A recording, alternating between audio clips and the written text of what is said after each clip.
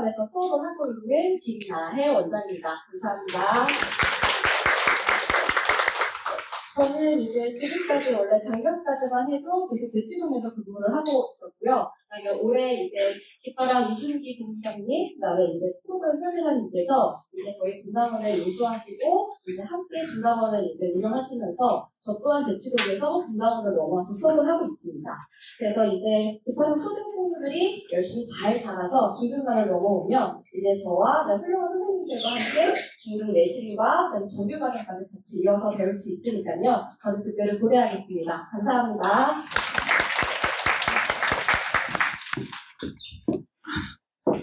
네, 반갑습니다.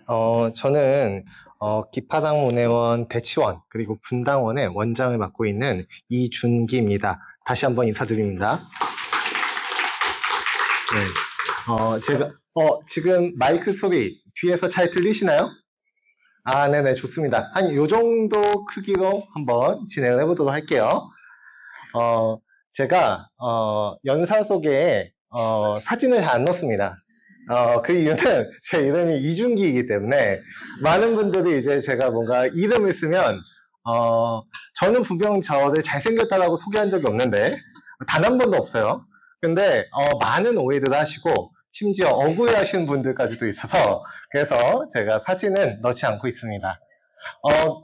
일단 2020년에서 2021년까지 기파학문회원의 어떤 전체적인 교재와 커리큘럼을 설계하고 그리고 2021년도부터 현재까지는 기파학문회원 대치원장을 맡고 있습니다.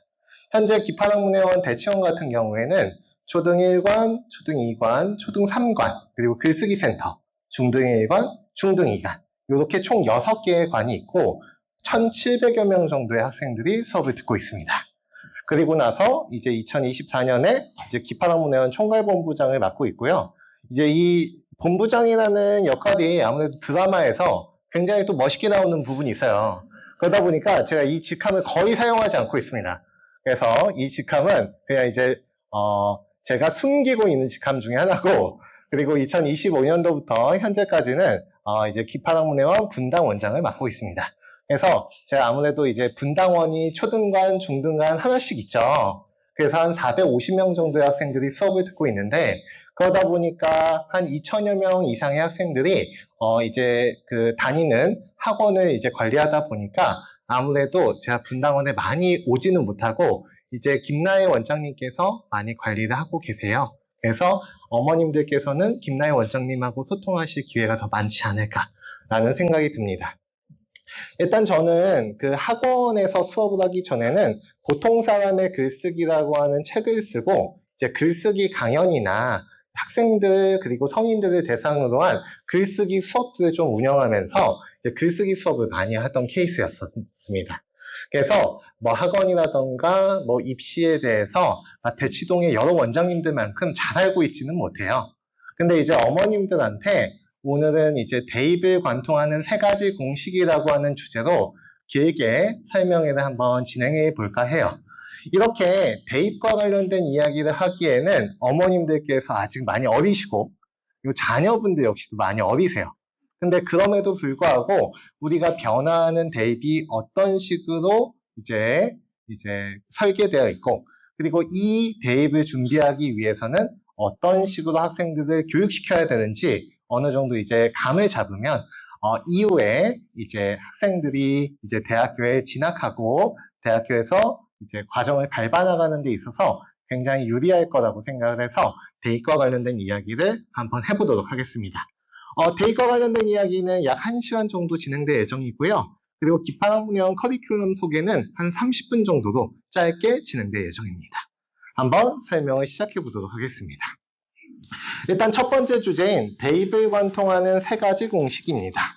일단 대입과 관련해서 너무 복잡하고 아무래도 이제 대입과 관련된 변화도 너무 많고 그러다 보니까 이렇게 복잡한 대입을 우리가 정리하기가 어려워요.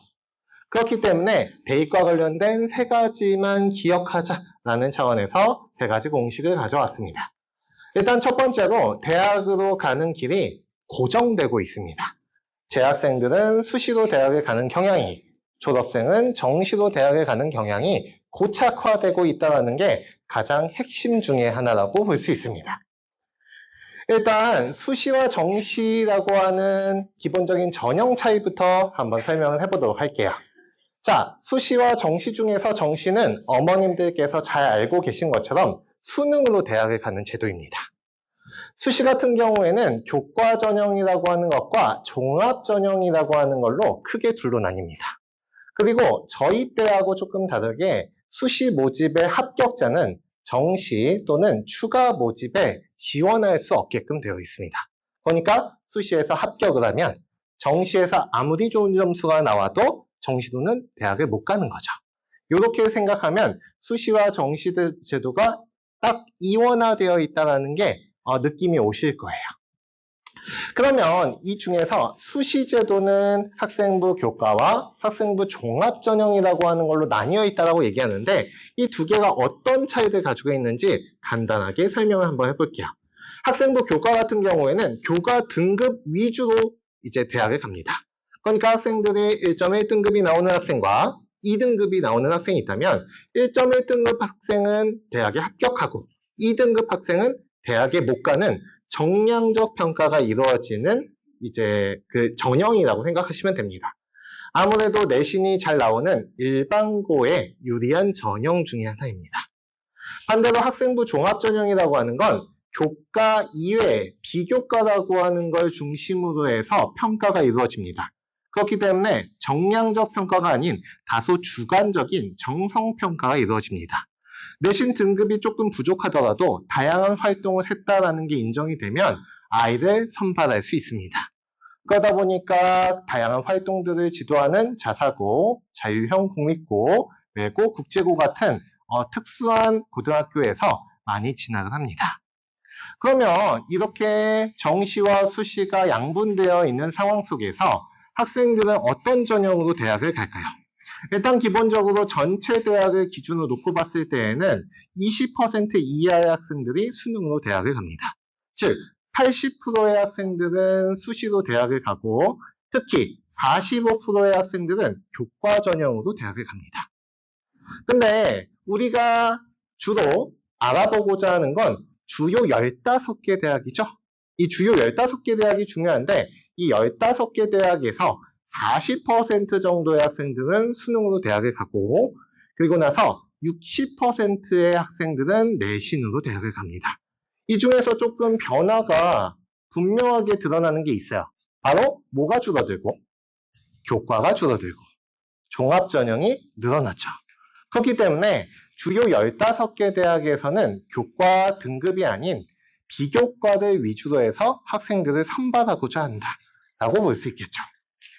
자, 이런 경향이 일반화되어 있고 그러면은 아무래도 수능으로 대학을 가는 학생들의 비중은 점점점 줄어들고 있고 그리고 수능의 문이 점점점 좁아지고 있는 상황 속에서 아무래도 대학 수학능력 시험 지원자 수 같은 경우에도 우리가 잘 알고 있듯이 어떻게 될까요? 줄어들 거라고 생각하기가 쉽단 말이에요. 맞죠? 왜냐? 아이를 점점점 안 낳고 있으니까. 근데 지금 봤을 때 2021년도부터 2025년도까지 붉은색으로 표시한 이 그래프를 보면 약간 추이가 이상해요. 왜냐? 대학 수학능력 시험 지원자의 숫자가 올라가고 있단 말이죠. 이걸 우리가 지원자가 도대체 왜 늘어날까? 아이를 더 낳는 걸까? 이렇게 생각했을 때 그렇진 않을 거란 말이에요. 그러면은 한번 연도별 출신 비율을 한번 놓고 볼게요. 출신 비율에서 일단 재학생 같은 경우에는 70%에서 몇 퍼센트로 줄어들죠? 65.2%로 줄어들죠. 자, 근데 졸업생과 검정고시 출신자를 한번 볼게요. 졸업생의 비중은 27%에서 31%로 4%가 늘어나요. 검정고시 출신자는 2.8%에서 3.8%로 1%가 증가합니다. 그러니까 지금 봤을 때 재학생의 비중은 점점점 줄어들고 있고 졸업생과 검정고시 출신자들의 비중은 올라가는 모습을 보이고 있죠. 이걸 5년만 놓고 봤는데 그러면 조금 더 길게 놓고 한번 볼게요. 2014년도부터 해서 보면은 그 추이가 더 명확하게 드러납니다. 봤을 때 지금 거의 80%에 해당되는 재원생들의 비율이 65%로 한 15% 정도가 감소하고, 그리고 나서 졸업생과 검정고시 출신자의 비중들이 점점점 늘어나고 있죠. 그러니까 이건 어떤 거다? 수능에서 졸업생과 검정고시자 출신들의 비중이 늘어나고 있고, 그리고 N수생들이 누적되고 있다고 보시면 됩니다. 그러니까 아무래도 수능을 지원하는 N수생들의 비중이 점점점 늘어남에 따라서 재학생들 같은 경우에는 대성학원에서 아침부터 저녁까지 공부하는 N수생들을 경쟁에서 이기기가 어렵겠죠. 그렇기 때문에 재학생들 같은 경우에는 대학 수학능력 시험을 보더라도 수능에서 좋은 점수를 얻어서 대학을 가기가 굉장히 불리하다. 그렇기 때문에 재학생들은 수시로 대학을 가고, 그리고 나서 졸업생들은 정시로 대학을 가는 현상이 고착화되고 있다라고 보시면 됩니다. 이게 일단 기본적으로 우리가 대입을 이해하는 첫 번째 공식이라고 볼 수 있어요. 두 번째로 한번 볼게요. 대입 제도가 달라진다라고 이야기를 합니다. 근데 대입 공식이 달라질까라고 하는 주제를 한번 놓고 가져와 봤어요. 자, 어머님들께서도 잘 아시고 계신 것처럼 2028 대입 제도 개편이 이루어졌어요, 이미. 맞죠? 근데 이게 도대체 어떻게 바뀌었는지 잘 모르겠어요. 맞죠? 왜냐? 우리가 뉴스에서 아무리 본다고 하더라도 입시 전문가가 아니기 때문에 잘 몰라요. 그래서 주로 어떤 취지의 변화가 이루어졌는지를 한번 생각해 보면 아무래도 이 대입 제도가 조금 이해될 수 있을 것 같아요. 제가 가져온 대부분의 검정색 글씨로 되어 있는 건 교육부 자료를 그냥 가져왔습니다. 그래서 편집이 이루어지지 않은 교육부 자료라고 생각하시면 돼요. 그럼 일단 대입 제도를 왜 개편했는지를 우리가 한번 살펴봐야 돼요. 교육부에서는 일단 미래 사회를 대비해서 2028 대입 제도 개편 시안을 발표합니다. 현재 대입 제도로는 미래 사회 대비가 어렵기 때문에 그래요. 수능 선택 과목에 따른 유불리 문제가 현재 발생하고 있고, 내신 구조는 기형적이기 때문에 이러한 내신 기형적인 구조를 해소하려고 한다라고 취지를 밝히고 있어요. 내신에서 논서술형 평가를 늘려서 사고력과 문제 해결력을 키울 것이라고 이야기를 해요. 객관식 위주의 현행 평가 제도로는 한계가 있다라는 이야기를 하는 거죠. 자, 그러면 우리가 이 대입 제도를 이해하기 위해서 핵심은 바로 이 고교 학점제입니다. 이 고교 학점제라고 하는 걸 도입하기 위해서 수능과 내신을 둘 다 뜯어 고쳤다라고 생각하시면 됩니다. 그럼 고교 학점제가 도대체 무엇이냐? 학점제라고 하는 거 낯설지 않죠? 언제 쓰던 용어인가요? 대학교 때. 맞죠? 대학교 때 우리가 몇 학점 수강했어? 뭐 이렇게 이야기하는 게 있었을 거예요. 자, 이 고교 학점제라고 하는 건 고등학교 때에도 이수하는 학점을 정해서 학생들이 자유롭게 시간표를 설계해서 다닐 수 있도록 하는 제도입니다. 졸업 시수와 수업 시간이 조금 변해요. 2890시간에서 2560시간으로 줄어듭니다. 자, 시간표는 학급별로 원래 정해져 있는 시간표를 다니다가 학생 개인별 시간표로 변경돼요. 그리고 내신 평가 제도는 상대평가 9등급제에서 상대평가 5등급제로 완화가 된다라고 이야기를 합니다.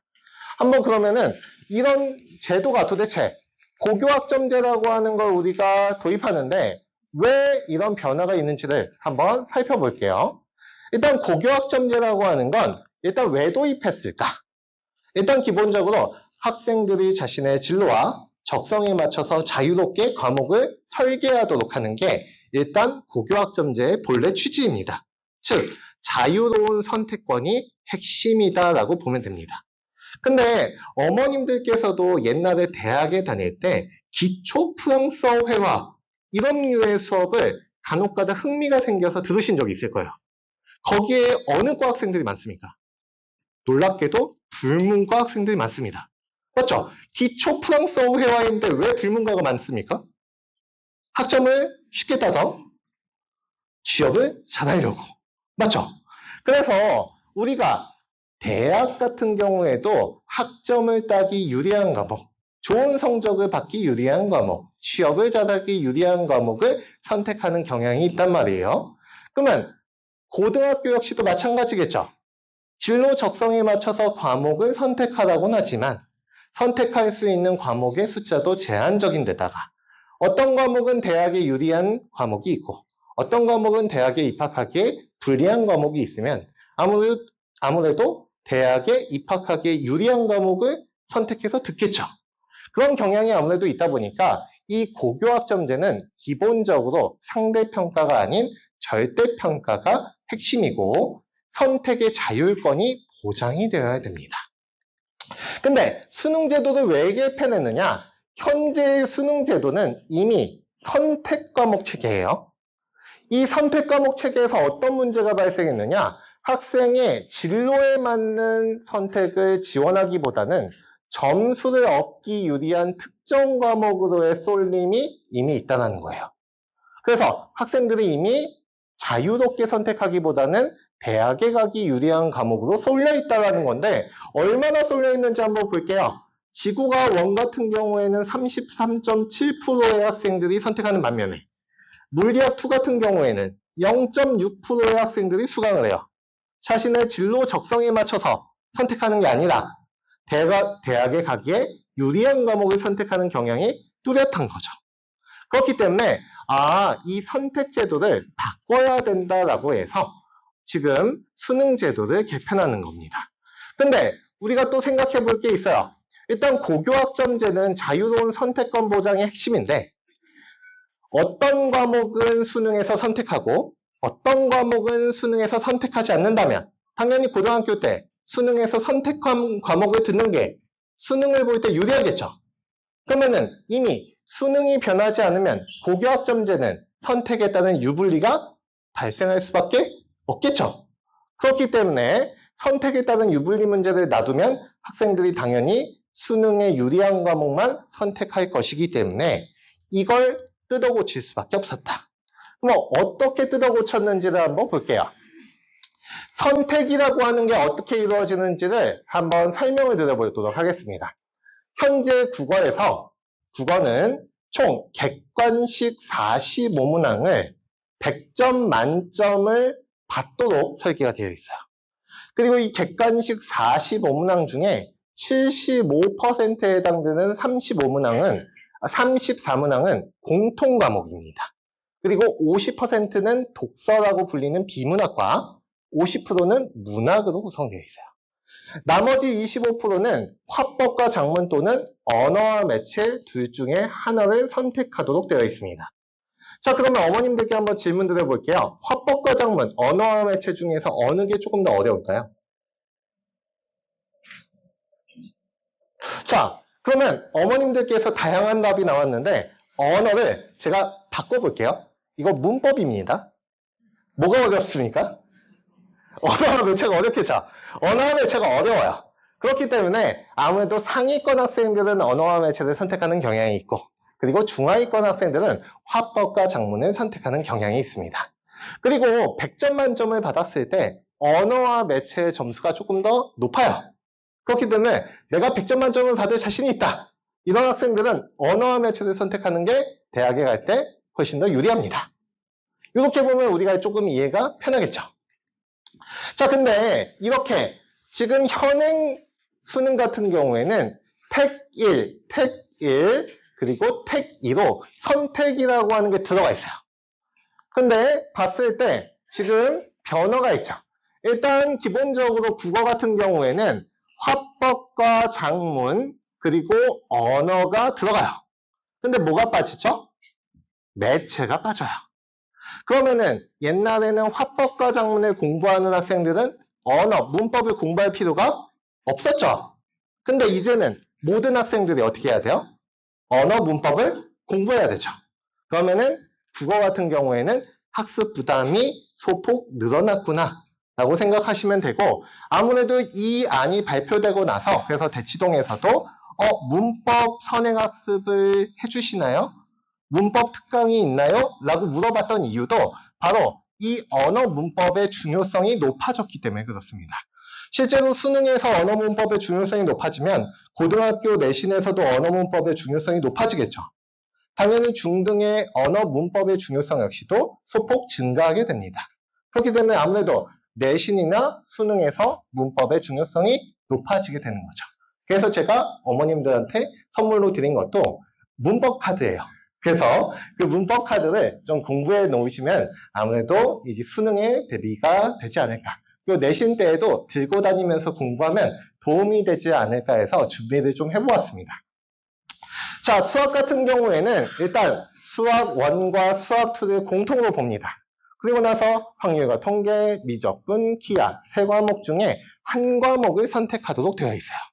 근데 이 중에서 뭐가 어려울까요? 확률과 통계, 미적분, 기하 중에서? 미적분과 기하가 어렵죠. 이 두 과목이 굉장히 어렵습니다. 그래서 이과 애들 중에서는 거의 공부량의 80%가 수학이에요. 맞죠? 그리고 그 수학을 공부한다는 건 이 미적분과 기하를 공부하는데 천문학적인 시간을 쏟습니다. 근데 이 미적분과 기하가 어떻게 됐어요? 제외가 됐어요. 너무 감사한 일이죠. 그래서 이게 이제 빠지게 되면서 학생들의 학습 부담이 많이 줄어듭니다. 그래서 수학 같은 경우에는 아무래도 학습 부담의 경감 이렇게 이해하면 편하겠죠. 근데 지금 봤을 때 미적분 1이 여기 살아있죠. 이제 미적분 1은 이 미적분 2와 달리 살아있다고 보시면 됩니다.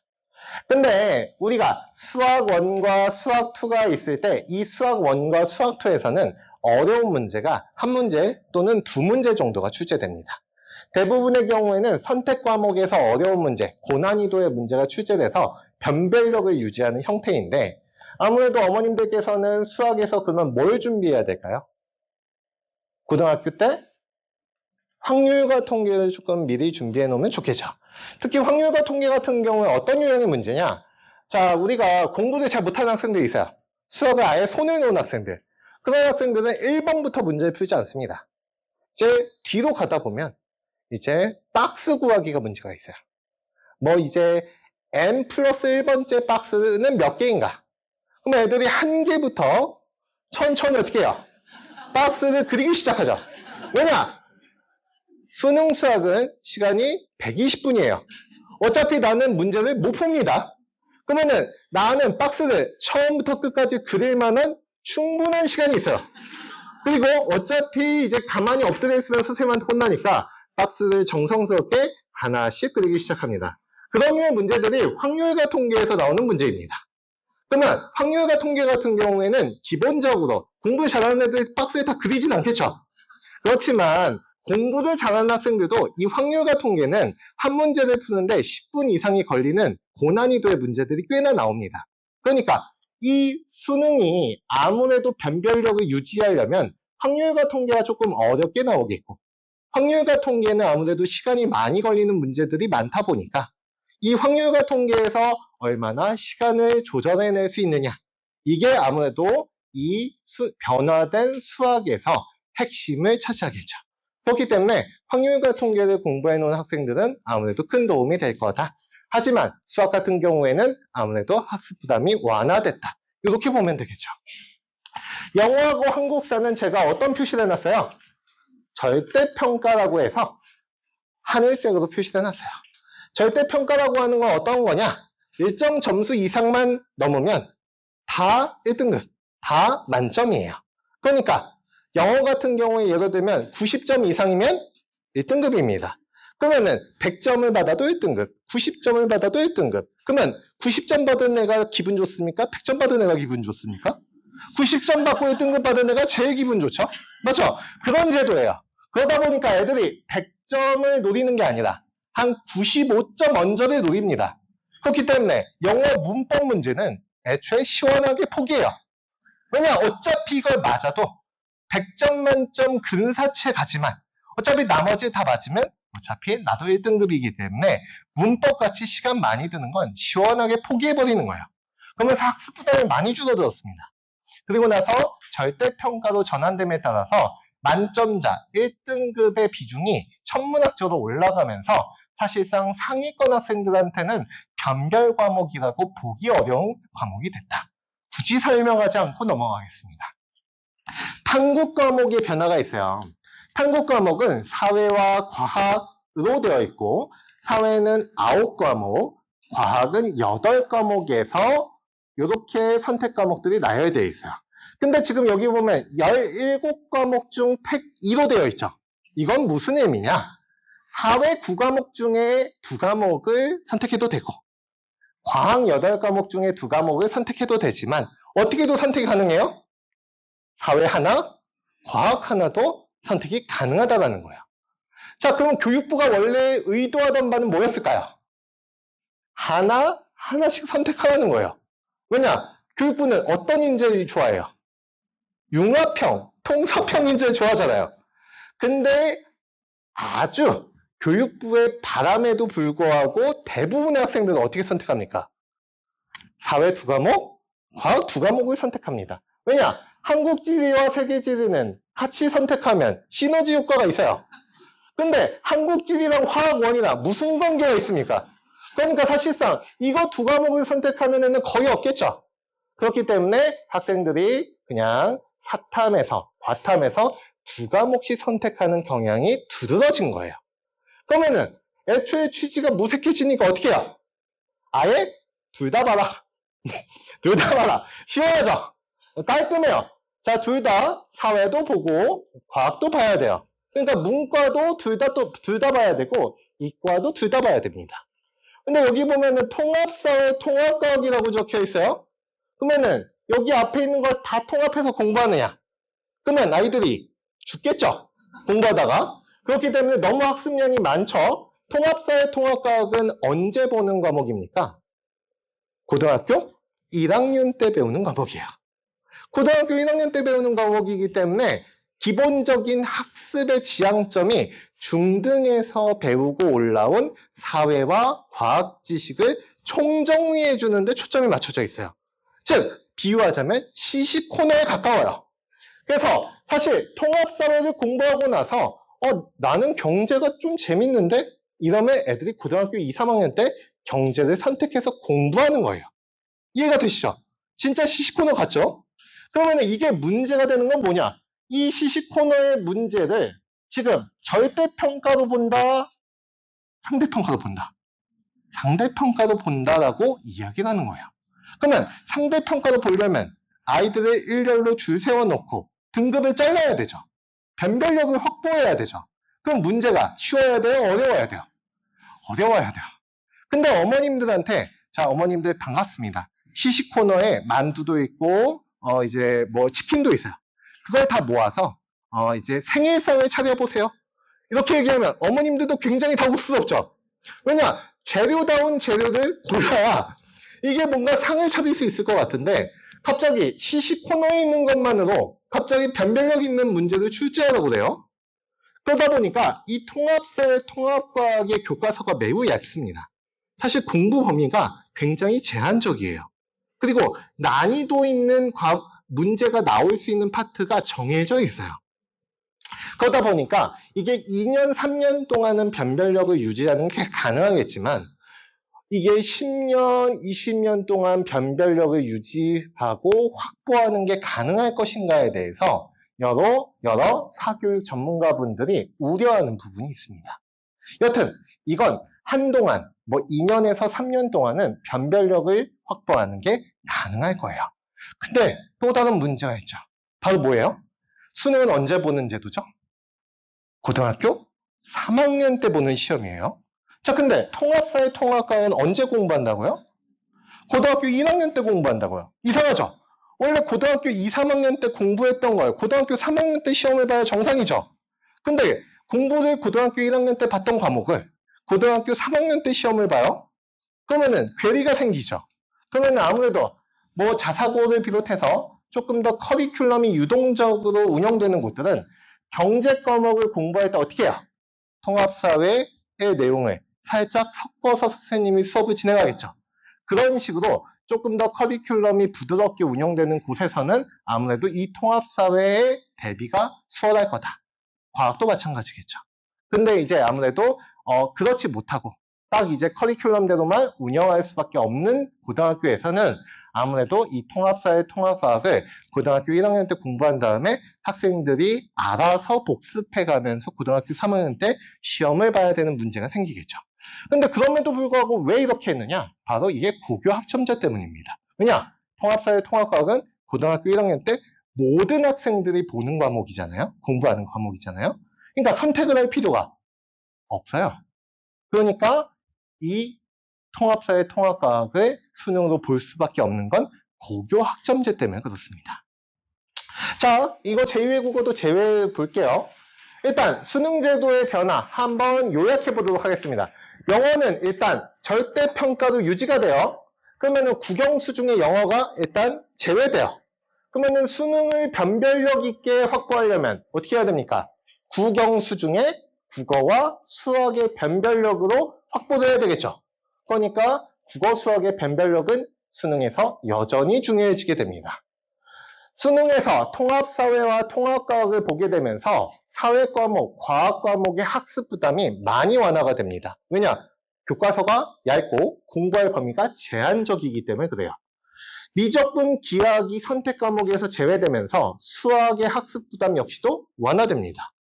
근데 국어 같은 경우에는 언어 문법이 공통 영역에 포함되면서 국어의 학습 부담은 오히려 증가하게 됩니다. 내신 국어에서 언어 문법의 중요도 역시 올라가면서 내신 국어의 학습 부담 역시도 높아지게 되죠. 그래서 이 안이 발표됐을 때 국어 중심의 수능 제도를 만드는 거냐라는 이야기가 나왔던 것도 바로 이러한 맥락 때문에 그렇습니다. 근데 이거는 아마 여기 있는 어머님들께서, 아버님들께서 교육부 장관이었다면 아마 어머님들도 이렇게 변화시켰을 거라고 저는 장담합니다. 왜냐? 우리나라에서 수능제도 건드는 거 좋아하는 사람 있습니까? 없죠? 아무도 없어요. 수능제도를 건드면 괜히 학생들의 혼란만 가중시킨다고 욕을 먹습니다. 근데 그러면은 수능제도를 어떻게 변화시키긴 변화시켜야 되는데 많은 변화를 시키면 너무 저항이 심하단 말이에요. 그러면 일부분만 변화를 시켜야 돼요. 근데 일부분 변화를 시킬 때 학습 부담이 완화되는 게 있겠고 학습 부담을 높여야 되는 게 있겠죠. 근데 수학의 현재 상태에서 학습 부담을 높일 수가 있습니까? 어머님들, 아이들이 수학 선행을 몇 학년 때부터 갑니까? 초등학교 때부터 하죠. 저는 애들이 수학자인 줄 알았어요. 이게 애들이 초등학교 때부터 중학교, 고등학교 때까지 계속 수학학원만 다녀요? 아니, 나는 기본적으로 대학을 나와서 산수 이상을 써본 적이 없는데 애들이 수학을 12년 동안 전공한단 말이에요? 이게 놀라운 나라입니다. 근데 이렇게 놀라운 나라에서 수학의 난이도를 더 높인다? 사교육을 더 증진시키겠다는 말처럼 들리죠? 그러면 교육부 장관님께서 욕을 이미 많이 먹어서 장수하실 수 있게 됐는데 더 장수하시겠죠? 죽지 못하실 수도 있어요. 그렇기 때문에 더 이상 이제 수능에서 수학의 난이도를 높일래야 높일 수가 없어요. 그러면은 뭘 높일 수밖에 없습니까? 국어를 높일 수밖에 없어요. 근데 국어는 난이도를 높여도 아무도 뭐라고 하잖아요. 왜냐? 우리나라 말을 우리가 어렵게 공부하겠다는데 누가 뭐라고 합니까? 맞죠? 그렇기 때문에 난이도를 높여도 별다른 저항이 없는 이 국어 과목이야말로 아무래도 변별력을 확보하기가 유리해요. 그래서 아무래도 그런 심리적 저항 때문에 국어 과목의 변별력이 계속해서 높아지는 게 아닌가라고 생각이 됩니다. 내신 제도도 볼게요. 그러면 수능 제도가 일단 선택이 사라졌다. 근데 내신 제도는 일단 5등급제라고 하는 게 도입된다고 얘기해요. 이게 굉장히 중요한 포인트 중에 하나예요. 자, 일단 현재 내신 9등급제가 교실을 어떻게 하고 있다고 얘기해요? 황폐화시키고 있다고 얘기해요. 이것도 말이 안 되죠. 황폐화시키고 있는데 가만히 놔뒀어요. 근데 황폐화되고 시키고 있다고 얘기하는데 이걸 선진화된 5등급 체제로 개편한다고 얘기해요. 근데 이게 그러면 왜 바꿨는지를 이해하면 5등급제가 이해가 됩니다. 일단 한번 볼게요. 자, 9등급제와 5등급제가 있죠. 9등급제와 5등급제는 원리는 동일합니다. 학생들 어떻게 하겠다는 거예요? 일렬로 쭉 줄을 세워요. 1등부터 30등까지 쭉 줄을 세웁니다. 그러고 나서 학생들 어떻게 해요? 등급에 따라서, 퍼센테이지에 따라서 나눕니다. 상위 4%는 1등급, 4에서 11%까지의 7%에 해당되는 애들은 2등급, 그리고 23%까지에 해당되는 애들은 3등급. 이런 식으로 아이들을 잘라서 등급화하는 제도예요.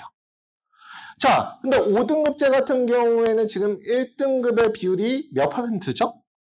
10%죠. 지금 1등급과 2등급 합치면 11% 정도 되죠. 거의 근사치예요. 그러니까 5등급제는 현재 2등급을 받는 학생들까지 1등급을 받도록 완화한 상대평가라고 보면 됩니다. 어렵지 않죠? 자, 근데 그러면 이게 도대체 왜 바뀌었느냐? 어머님들 요거 보면 지금 제가 이거 글자 안 들어가서 세로로 넣으신 거 보이시죠? 이거 글자도 안 들어가는데 애가 어떻게 들어갑니까? 맞죠? 여기 이게 4%에 애들이 못 들어가요. 이게 진짜로, 그러면은 이거를 우리가 숫자로 한번 놓고 볼게요. 학생 수가 30명이에요. 학생 수 30명을 9등급 제도로 나누면 이렇게 됩니다. 1등급 받으려면 몇 등 해야 돼요? 1등 해야 돼요. 근데 우리가 선망하는 의대를 가려면 어떻게 해야 됩니까? 전 과목에서, 거의 전 과목에서 1등급을 받아야 돼요. 근데 어머님들께서 생각하시기에 어려워 보이죠? 저는 거의 불가능에 가깝다고 생각합니다. 왜냐? 어머님들께서 고등학교 때 학창시절을 한번 떠올려 보세요. 근데 학창시절 때 어머님들이 못했다는 얘기 아니에요. 포인트는 고등학교 때 반에서 구석에서 국사만 공부하거나 아침부터 저녁까지 수학 문제들만 푸는 애들이 있어요. 걔들은 전 과목 공부 안 해요. 그냥 나와의 싸움, 진정한 진로와 자기 적성을 찾아서 떠나는 애들이에요. 근데 걔네들은 사실 국사 만점이다, 국사 전교 1등이다 해서 좋은 대학에 갈 수 있는 것도 아니에요. 근데 걔네들은 그냥 국사를 좋아할 뿐이에요. 근데 이 1등 입장에서는 어때요? 답답하죠? 왜냐? 나는 전 과목 다 공부해야 되는데 얘는 아침부터 저녁까지 국사만 공부하고 있으면 나는 30분 국사 공부하고 얘는 아침부터 저녁까지 9시간 국사 공부해서 경쟁에서 내가 이겨야 돼요. 그래야 1등급이 나와요. 근데 그러면은 그 국사만 공부하는 애가 얼마나 믿겠습니까? 한 대 쥐어받고 싶겠죠. 그런 제도가 바로 이 내신 9등급제라는 거예요. 그러니까 2등이 열심히 하면 1등이 쫄리게 되어 있는 제도다. 이렇게 생각하면 편해요. 그러니까 어떻게 해야 됩니까? 적당히. 자, 2등급까지 포함된 한 3명 정도의 학생들이 1등급을 받을 수 있도록 하자. 어때요? 그러면은 2등이 열심히 해도 그래, 열심히 해라 하고 이렇게 쿨하게 떠날 수 있는 어떤 1등의 여유로운 면모를 보여줄 수 있는 제도다. 이렇게 보면 좋겠죠. 근데 이게 제가 농담처럼 설명했지만 아주 큰 문제가 하나 있습니다. 바로 특정 등급이 블랭크 되는 문제예요. 특정 등급이 사라진다라고 생각하시면 돼요. 자, 그러면 동점자 발생 시 등급 산정 공식이라고 어렵게 적어놨는데 사실 이거를 우리가 유심히 볼 필요는 없어요. 왜냐? 계산해 왔어요. 30명 기준 1등과 2등이 동점인 사례를 우리가 한번 살펴볼게요. 얘들이 그러면은 둘 다 1등일까 둘 다 2등일까? 근데 놀랍게도 동점자 발생 시 등급 산정 공식에 따르면 둘 다 2등이에요. 놀랍죠? 그럼 둘 다 2등인 것도 놀라운데 30명 중에 2등은 상위 몇 %입니까? 6.7%예요. 그러면 4등 4% 바뀌래요. 그러면은 내가 열심히 했는데 2등도 열심히 해서 내가 갑자기 2등급이 떠버려요. 나는 의대 가려고 열심히 한 죄밖에 없고 열심히 해서 1등을 했단 말이에요. 근데 공동 1등이라는 이유만으로 아니야, 넌 공동 2등이야. 그래서 너는 2등급이야. 이렇게 돼버리는 문제가 생기죠. 특정 등급이 사라지는 거예요. 근데 이것보다 더 큰 문제. 한 반이 24명 이하인 경우에 1등은 무조건 4% 바뀌대요. 그러면은 아무리 1등을 해도 등급은 2등급이 떠버려요. 그런 문제가 생기죠. 그렇기 때문에 지금 교육부에서 상위 4% 학생들만 1등급을 받는 현행 9등급 제도는 급격한 학령 인구 감소 상황에서 지역의 소규모 학교에 불리하다. 왜 불리하겠습니까? 1등급이 안 나오니까. 불리하고 논서 수령 평가 중심의 5등급 체제를 도입하고 있는 세계적 추세에도 맞지 않다라는 지적이 있대요. 논서술형 평가를 도입하려고 하는데 논서술형 평가로 아이들을 일렬로 줄 세우는 게 가능합니까? 어떤 애들은 야 너는 99점짜리 글을 썼구나. 너는 97점짜리 글을 썼구나. 마이너스 3점이다. 선생님 저는 왜 마이너스 3점인가요? 느낌이 그래. 그런 식으로 할 수는 없잖아요. 그러니까 이제 그런 류의 문제가 있기 때문에 이게 9등급제로 촘촘히 애들 나누는 건 어렵다는 거예요. 그리고 특히 고교 내신 평가를 면밀하게 검토한 결과, 이거 면밀하게 검토 안 해도 되는데 사실 면밀하게 검토한 결과 지난 2021년 2월에 예고된 대로 고등학교 1학년 공통과목은 그등급 상대평가를 하고 고등학교 2, 3학년 성태평가는 전면 5등급 성취평가, 즉 5등급 성취평가는 상대평가가 아닙니다. 절대평가예요.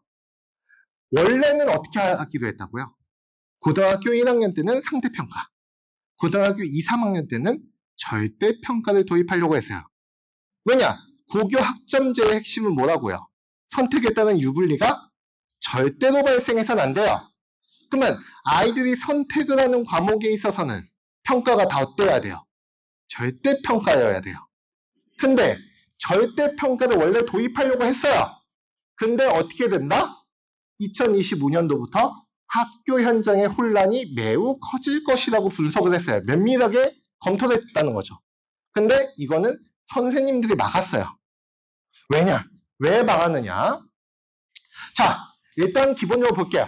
우리 아까 수능에서 재학생들의 비중이 줄어들고 누가 늘어난다고 얘기했죠? 재수생과 검정고시 출신자들이 늘어난다고 얘기했었죠. 그 검정고시 출신자애들 원래 고등학생이었겠죠. 그 고등학생 애들이 갑자기 검정고시를 보는 현상이 생겨요. 그걸 우리가 뭐라고 부르냐? 고1 학업중단이라고 얘기해요. 근데 현재 고1 성적이 만족스럽지 않더라도 절대평가인 고2, 3 시기에 만회하기가 어렵다. 이게 무엇이냐? 고등학교 2학년, 고등학교 3학년 때 아이들은 희망을 품고 살아갑니다. 왜냐? 고등학교 1학년 때 나는 내신을 망쳤지만 괜찮아. 엄마도 뭐라고 얘기해요? 괜찮아. 앞으로 잘하면 돼. 라고 얘기하죠. 그리고 실제로 지금은 앞으로 잘해도 괜찮아요. 왜냐? 우리에겐 뭐가 있으니까? 학종이 있잖아요. 학종은 뭐예요? 정성평가죠. 그러면은 아이가 고등학교 1학년 때 내신을 망쳐요. 고등학교 2, 3학년 때 내신을 잘 봐요. 그럼 어떻게 하면 돼요? 아이가 고등학교 1학년 때는 자신의 진로와 적성을 찾지 못하고 방황하다가 고등학교 2, 3학년 때 자신의 진로를 찾으면서 아이가 학업에 흥미를 갖고 특정 과목에 대한 탐구를 함에 따라서 좋은 아이로 발전했다. 이런 아이의 성장을 보고 조금 더 이제 일반적인 등급이 아닌 아이의 성장 가능성을 보고 대학이 뽑아주세요. 라고 얘기하면 어머님들이 지금 약을 파는구나라는 생각이 드실 수 있지만 실제로 대학은 애들을 뽑아줬단 말이에요. 그게 학종이에요. 그럼 학종에서는 고등학교 2, 3학년 때 내신이 복구가 가능했단 말이에요. 그리고 고등학교 2, 3학년 때 현재 다 상대평가죠. 그러니까 가능한 거예요. 근데 문제가 뭐예요? 고등학교 2, 3학년 때 절대평가로 바뀌어요. 절대평가로 바뀌면 현재 부분 시행 중인 내신 절대평가를 모니터링한 결과 A등급의 비율이 정상 범위보다 높대요. A등급의 1등급이라고 생각하시면 됩니다. 정상 분포 추정 시는 10%라고 보이는데 일반고는 22%, 외고는 48%, 과학고는 59%가 A예요. 그러니까 10명 중에 6명은 A등급을 받는 거예요. 그럼 변별력이 있습니까? 없습니까? 없죠. 그렇기 때문에 물론 이 과학고 애들 다 공부 잘할 겁니다.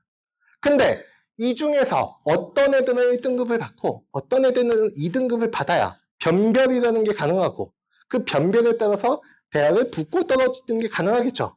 근데 지금 이 절대평가를 도입한 순간 10명 중에 6명이 A등급을 받아버리면 고등학교 1학년 때 내신을 망치면 애들은 고등학교 2, 3학년 때 어디로 가야 돼요? 대성학원으로 가야 된다는 거예요.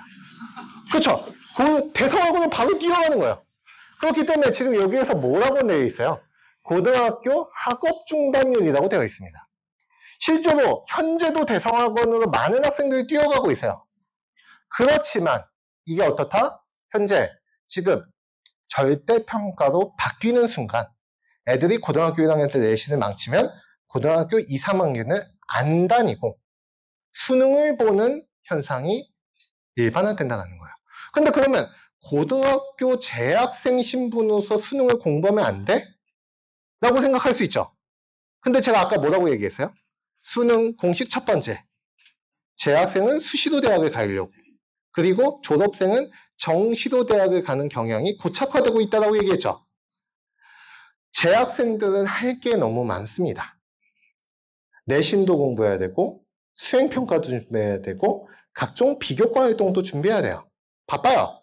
근데 거기에다가 수능 대비까지 해야 돼요. 수능 공부 시간을 아무리 많이 확보해도 하루에 5시간 이상 확보하기 어렵습니다. 하지만 우리의 놀라운 대성학원 학생들 하루에 아침부터 저녁까지 거의 근 15시간을 앉아서 수능 공부만 합니다. 그런 아이들을 어떻게 이깁니까? 맞죠? 그러니까 나도 그 대열에 합류해야 되겠구나 라는 생각을 가지고 아이들이 대성학원으로 합류하는 현상이 늘어난다. 그렇기 때문에 결국 1학년 공통과목 성적이 매우 중요해질 것이고, 그러면 1학년 공통과목 성적이 중요해지면 1학년 내신은 언제부터 공부하기 시작할까요? 중학교 3학년 때부터 사교육을 통해서 공부하는 현상이 심화되겠죠. 그러면 애들은 사실상 4년 동안 공부를 하는 현상이 발생하겠죠. 그렇기 때문에 이게 사교육 경쟁이 너무 심화되고 의존이 늘어날 것이라고 얘기해서 이거를 이제 5등급제로 변화시킨 거예요. 자, 그러면 이 5등급제에 대해서 한번 우리가 판단해 볼 필요가 있어요. 과연 잘 도입했느냐? 일단 교육부에선 이상이 있겠죠. 고교 학점제라는 놀라운 이상이 있습니다. 좋은 취지의 제도예요. 하지만 현실이 문제예요. 왜냐? 교육과 평가는 분리돼서 안 돼요. 근데 평가 제도가 정해져 있고 대학이 서열되어 있는 현재 상황에서 불가피하게 절충안을 선택한 거예요.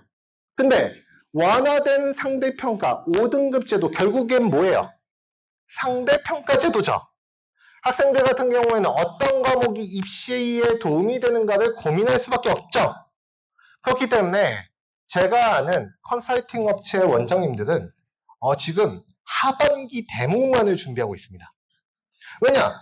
고등학교 1학년 아이들을 고등학교 2, 3학년 올라가기 전에 어떤 과목 설계해야 되나요? 어떤 과목 선택해야 되나요? 라고 컨설팅을 받을 거기 때문에. 사실 그래서 이게 아이들이 그리고 또 어떤 문제가 발생해요. 과목 선택 시에 상위권 아이들 1등, 2등이 무슨 과목을 선택하는지 유심히 봐요. 너 무슨 과목 선택했니? 근데 나는 이게 재밌더라고. 1등은 그래도 돼요. 맞죠? 재밌는 거 선택해도 돼요. 그러면 이제 아이들은 겸손하게 어떻게 해요? 오케이, 난 안 해. 오케이, 양보. 나도 그거 좋아해. 하지만 기꺼이 양보할게. 라고 하고 학생들의 눈치 싸움이 아무래도 치열해질 수밖에 없겠죠. 그리고 내신 변별력 확보가 어려워져요. 지금 현재 전 과목을 1등급 받는 놀라운 학생들이 전국에 몇 명 정도 있습니까? 한 100여 명 정도 있어요. 아주 훌륭한 재원이죠. 그 아주 훌륭한 재원들이 다 의대로 가죠. 그게 우리나라의 문제 중에 하나인데, 근데 그렇게 100여 명 정도의 학생들이 나오는데 우리가 내신이 완화돼서 5등급제로 가면 어떻게 변하느냐? 한 7천여 명 정도의 학생들이 내신 전 과목 1등급이 나올 거라고 추측하고 있어요. 그러면은 100명에서 7천명으로 늘어요. 그러면은 얘네들을 어떻게 해야 돼요? 어떻게든 변별을 해야 되겠죠. 변별을 어떻게 할 것이냐가 결국 문제가 돼요. 그러면 대학에서는 어떤 지표를 사용합니까? 수능, 비교과, 면접 같은 다양한 지표를 적극적으로 활용함에 따라서 학생들은 어차피 학습 부담이 크게 완화되기가 어렵다. 제가 학생부 교과 전형은 정량평가라고 얘기했어요. 내신 등급에 따라서 대학을 붙고 떨어지는 게 명확한 제도라고 얘기했습니다. 그래서 제가 교과 전형을 정리해 왔어요. 근데 지금 봤을 때, 자, 우리 당당한 서울대, 지역균형이라고 적혀져 있죠. 옆에 아무것도 없습니다. 놀랍죠? 당당한데, 지금 이 전형, 뭐 봅니까? 일단 서류, 내신 보죠. 수능 최저 보죠. 면접 봅니다. 많이 보죠. 그러니까 학생들이 단순히 내신 점수만으로 대학을 가는 건 아니다. 다양한 지표를 보조적으로 활용한다. 근데 놀랍게도 그 보조 지표에 뭐가 있어요? 비교과가 있어요. 이 비교과는 어디에서 보는 거였죠? 종합전형에서 보는 거였잖아요. 근데 종합전형도 아니면서 교과전형인데 왜 비교과를 봅니까? 그런 대학들이 뭐가 있어요? 서강대, 한양대, 중앙대, 경희대와 같은 건방진 대학들이 비교과를 봐요. 맞죠? 근데 그러면은 이렇게 봤을 때 어떻습니까? 아이들은 나는 무조건 서울대 지역균형으로 대학을 갈 거야. 그래서 나는 비교과 준비 안 해. 라고 쿨하게 준비 안 하는 아이가 있을 수 있죠. 하지만 인생은 어떻게 될지 모르죠. 아이들이 내신 시험을 하나 설사 때문에 망치는 비극이 발생할 수도 있죠. 그러면 얘는 비교과를 준비 안 하다가 갑자기 내신이 망가져서 서울대 지역균형을 못 가는 사태가 벌어질 수 있어요. 특히나 이 제도를 보시면 뭐라고 적혀 있냐? 추천 전형이라고 되어 있어요. 이 교과 전형은 학교장 추천 전형입니다. 교장님이 추천해 줘야 돼요. 근데 교장님이 내가 내신 점수가 조금 안 좋아졌다고 추천을 안 해주세요. 그러면 어떻게 해야 돼요? 학생부 종합전형을 돌려야 되겠다라고 원래 생각을 해야 되죠. 근데 비교과를 준비를 안 해놓으면 애들이 돌아설 수가 없게 되겠죠. 그렇기 때문에 교과 전형을 준비하는 아이들도 비교과 전형을 무조건 준비할 수밖에 없습니다. 그러니까 내신과 수행평가와 수능과 면접과 비교과. 비교과에 어떤 것들이 있어요? 자율활동, 동아리활동, 봉사활동, 진로활동, 그리고 독서와 수상 경력은 미반영이라고 되어 있지만 독서는 놀랍게도 여기에서 적을 수가 있어요. 그렇기 때문에 사실상 독서도 반영합니다. 근데 그래도 예전에 비해서 많이 좋아진 거예요. 옛날에 어머님들께서 뉴스에서 뭘 보셨습니까? 애들이 고등학교 때 SCI급 논문을 발표했다는 놀라운 소식을 접하지 않으셨습니까? 근데 놀랍게도 SCI급 논문을 발표한 부모님 중 한 분은 놀랍게도 또 교수예요? 이런 우연이 있나? 맞죠? 근데 또 어떤 놀라운 일이 있냐? KBS에서 PD로 아이가 활동을 해요. 근데 놀랍게도 그 아버지가 KBS에 계신 놀라운 우연이 발생하는 거예요. 맞죠? 그런 류의 제도가 생기면서 이 비교과 영역이라고 하는 게 너무 경쟁이 과열화되어 있구나. 그래서 항목들을 줄이자라고 했어요. 근데 항목이 줄어드는 게 중요한 게 아니라 비율이 줄어들어야 되겠죠. 근데 비율이 높잖아요. 항목이 줄어들면 이 안에서 경쟁을 하겠죠. 그러니까 이게 아무리 항목이 줄어들었다고 하더라도 어차피 학생부 종합전형으로 아이들이 대학을 갈 수밖에 없는 제도이기 때문에 지금 현재 아이들은 이런 많은 활동들을 준비하면서 고교 생활을 보내야 된다. 학습 부담이 줄어들래야 줄어들 수가 없다. 이렇게 보시면 돼요. 그래서 2028 대입제도를 개편하면서 종합적으로 본인들이 이렇게 이야기를 했어요. 교육부에서. 장기적으로는 수능 수학과 사회와 과학의 사교육이 경감될 거다. 그리고 내신의 사교육 경감이 기대될 것이다 라고 얘기했어요. 물론 내신 같은 경우에는 동의가 안 되지만 수능 수학과 사회와 과학의 학습 부담은 어느 정도 완화될 거예요. 그렇게 보시면은 이제 이 대입제도 개편의 변화가 좀 이해되시지 않을까 싶어요. 자, 그래서 일단 대입제도가 변화했는데 대입 공식이라고 하는 게 변화될 정도는 아닙니다. 그래서 요거는 어머님들께서 한번 쭉 살펴보시면 이해가 될 거고요. 자, 대입 공식 세 번째. 제가 이거 넣을까 말까 고민을 많이 했습니다. 왜냐, 너무 사자 같잖아요. 맞죠? 그래서 이거 넣을까 말까를 너무 고민하고 이거 타이핑을 친 다음에 빠르게 다음 장을 넘겼어요. 부끄러워가지고. 근데 이거는 어머님들께 그래도 좀 얘기를 해보고 싶다. 왜냐면 이 우리 국어에 대한 인식의 차이 때문에 아무래도 어머님들이 국어 학원에 대한 인식이 변해야 되는 부분이 있어서 이걸 한번 가져와 봤습니다.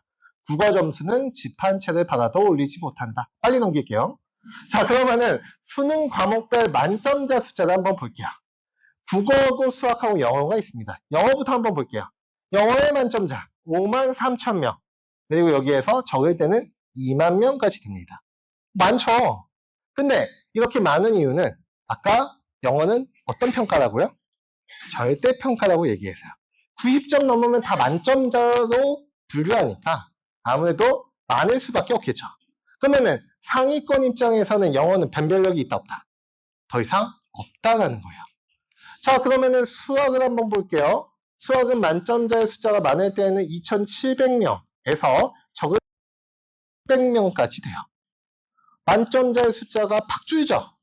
근데 놀랍게도 국어 만점자의 숫자가 많을 때는 1,055명에서 적을 때는 몇 명이에요? 28명이에요. 이게 오타인 게 아닌가? 어머님들께서 많이 의심하셨을 거예요. 저도 의심이 돼서 계속 찾아봤습니다. 놀랍게도 오타가 아닙니다. 그리고 이게 그러면은 이거 서울에서 28명 아닙니까? 아니에요. 놀랍게도 전국에서 28명이에요. 근데 어머님도 이상하죠? 국어는 몇 문제라고요? 총 45문제로 구성되어 있어요. 놀랍게도 주관식이 하나도 없습니다. 다 객관식이에요. 그럼 객관식 45문제를 전국에서 만점을 받는 학생들의 숫자가 30명이 채 되지 않아요? 이상하죠?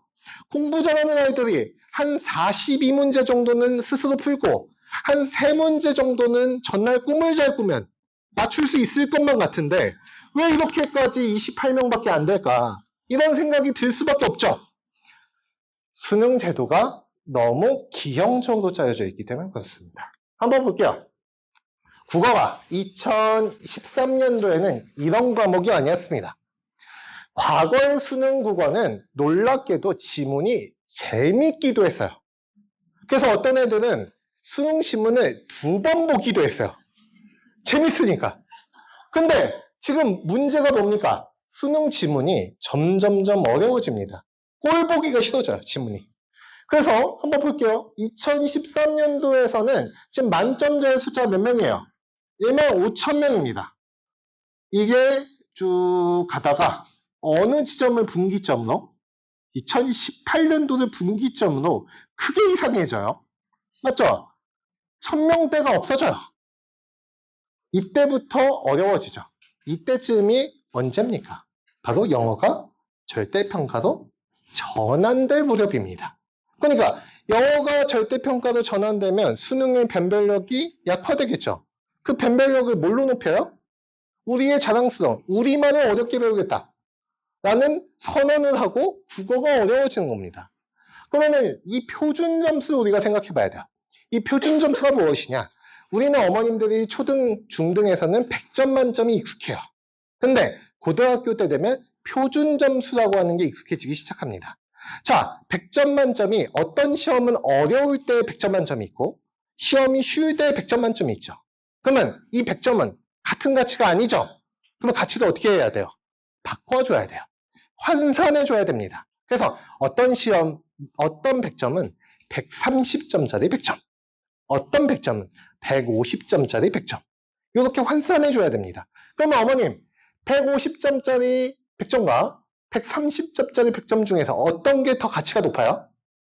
150점이 더 높죠? 어떤 시험이 더 어렵습니까? 150점이 더 어렵죠.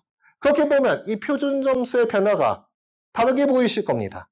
표준 점수가 올라가고 있다는 것, 난이도가 어떻게 되고 있다? 올라가고 있다는 의미입니다. 특히 이 150점들 가끔씩 찍히는 거 보이시죠? 이게 표준 점수가 150점 이상이 찍히기가 대단히 어렵습니다. 이렇게 140점만 넘어도 불수능이라는 얘기가 나와요. 근데 150점이 나온다? 이거 거의 만점밖에 어렵습니다. 그렇기 때문에 이렇게 우리가 제도가 이미 수능 국어가 너무 어렵게 출제됨에 따라서 어머님들께서도 아이들이 이해가 안 되죠. 왜냐? 나는 고등학교 때, 대학 때 국어를 공부해 본 역사가 없다. 왜냐? 나는 국어를 항상 읽으면 다 맞았으니까. 그래서 아이한테 이렇게 얘기합니다. 왼쪽에 지문이 있어. 오른쪽에 문제가 있어. 왼쪽에 지문을 읽고 어떻게 읽어야 돼요? 꼼꼼히 읽어야 돼요. 꼼꼼히 읽고 오른쪽에 문제를 읽어. 그 다음에 답을 적어. 그 답을 OMR 카드에 마킹해. 그러면 돼. 근데 그 과정을 왜 못하냐? 왜 너는 국어 학원까지 다녀야 되냐? 이런 생각이 드시죠? 근데 그게 당연한 거예요. 왜냐? 국어가 옛날 국어랑 다르니까. 그래서 어머님들께서도 이 국어, 수능 국어, 작년 문제집들 올라와 있습니다. 한번 보세요. 한번 보신 다음에 이 지문을 내가 한 문단 정도 읽고 일단 두 문단째부터는 읽기 싫어질 거거든요. 그러니까 한 문단 정도만 읽고 이건 이해가 좀 된다. 이건 조금 어렵구나. 라고 쿨하게 인정해 주시면 좋겠다. 그래서 국어가 많이 어려워졌습니다. 자, 그러면 국어가 도대체 어렵다는 건 무엇이 어려운 거냐? 일단 오답률 탑10을 가져와 봤어요. 작년도 수능 국어에서 오답률이 높았던 것들 총 10개 중에 6개는 뭡니까? 파란색, 즉 비문학이에요. 문학은 4문제 정도에 해당됩니다.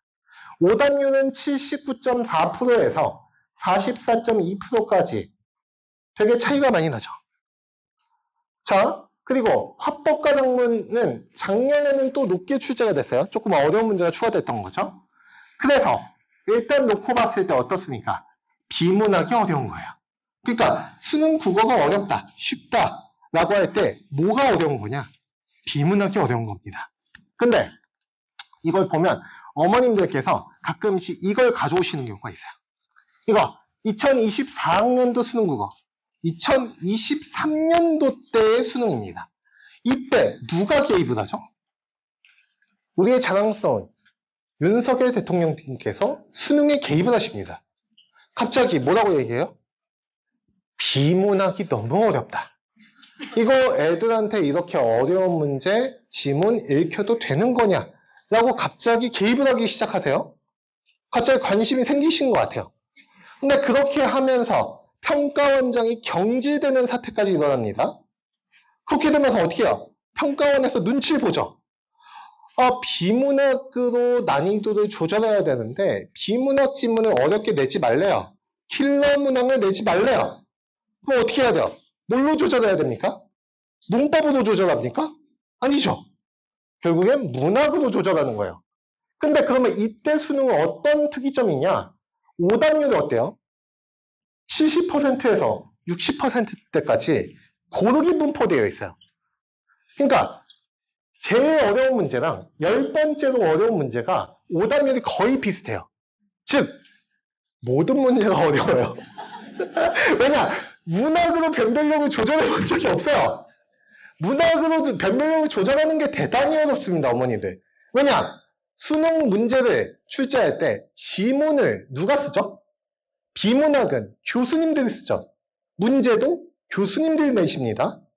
그러면 문제가 조금 쉬우면 지문을 어렵게 고칠 수 있죠. 근데 문학은 조금 달라요. 문학은 문학 작품을 누가 씁니까? 작가가 쓰죠. 작가가 쓴 걸 선택해서 가져와요.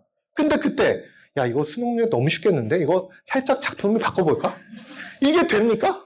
안 되죠. 그러니까 지문을 바꿀 수가 없어요. 그럼 어떻게 합니까? 문제를 꼬아야 돼요.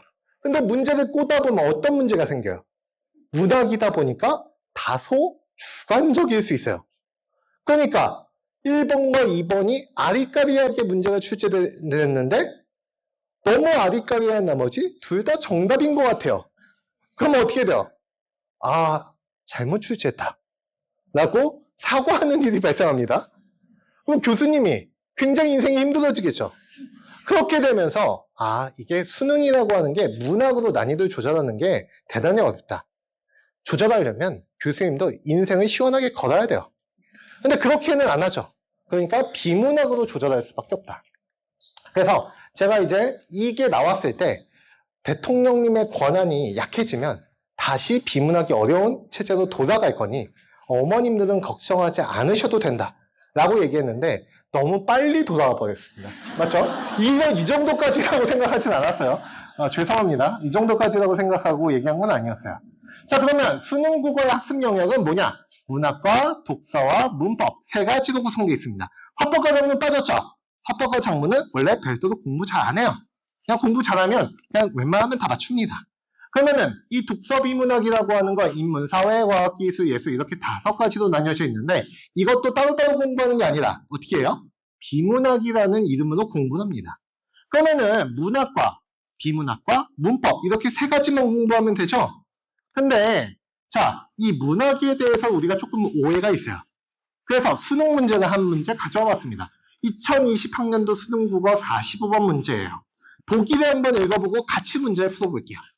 자, 새에서 새장에 갇힌 새는 일상의 안온함에 길들어 자유를 억압하는 일상을 벗어나지 못하는 현대인의 알레고리이다.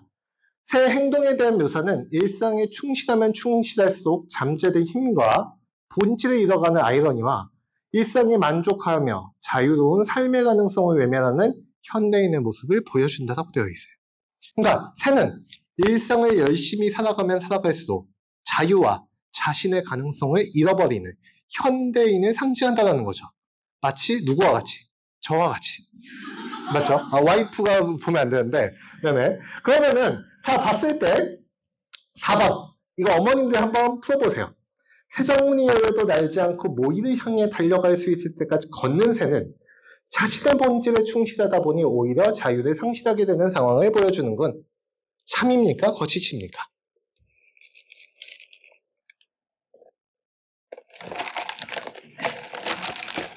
제가 커피 한 잔 마시려고. 네네. 자, 그러면 어머님들 다 풀어보셨을 것 같은데, 자, 동그라미인 것 같다. 손 한번 들어볼까요?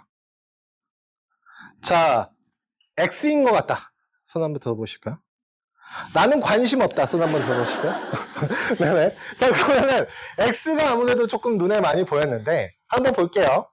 자, 걷는 새는 자신의 본질에 충실한가? 본질이란 무엇인가? 자, 그러면 우리가 의자가 있어요. 의자를 우리가 언제 폐기하죠? 더 이상 앉게 되지 못할 때 폐기하죠. 의자의 본질은 무엇입니까? 앉아있는다는 데 있어요. 그것이게끔 하는 성질. 그게 바로 본질입니다. 새를 새이게끔 하는 성질. 뭡니까? 난다는 데 있죠. 그러면은 걷는 새는 자신의 본질에 충실한 게 아니죠. 정답 X 그리고 정답 4번입니다. 어때요? 수능 문제 생각보단 쉽죠? 자, 그러면 생각보단 쉬운데 그러면 우리가 이 문제를 풀 때 어머님들하고 저랑 같이 풀어봤어요. 근데 이제 눈가에 눈물 한 방울이 맺히던가요? 아니죠. 이게 우리가 따뜻한 가슴으로 푸는 문제가 아니다.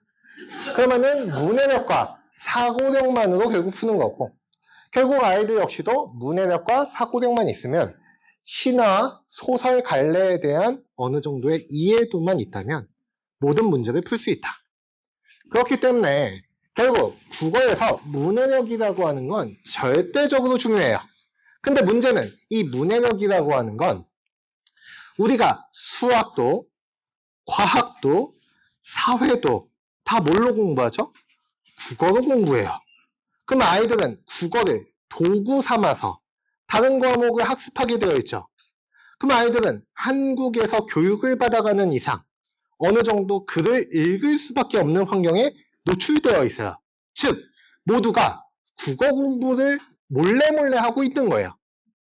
그러면은 얘도 국어 공부를 몰래 하고 있고 나도 국어 공부를 몰래 하고 있다면 내가 얘보다 더 잘하려면 어떻게 해야 됩니까?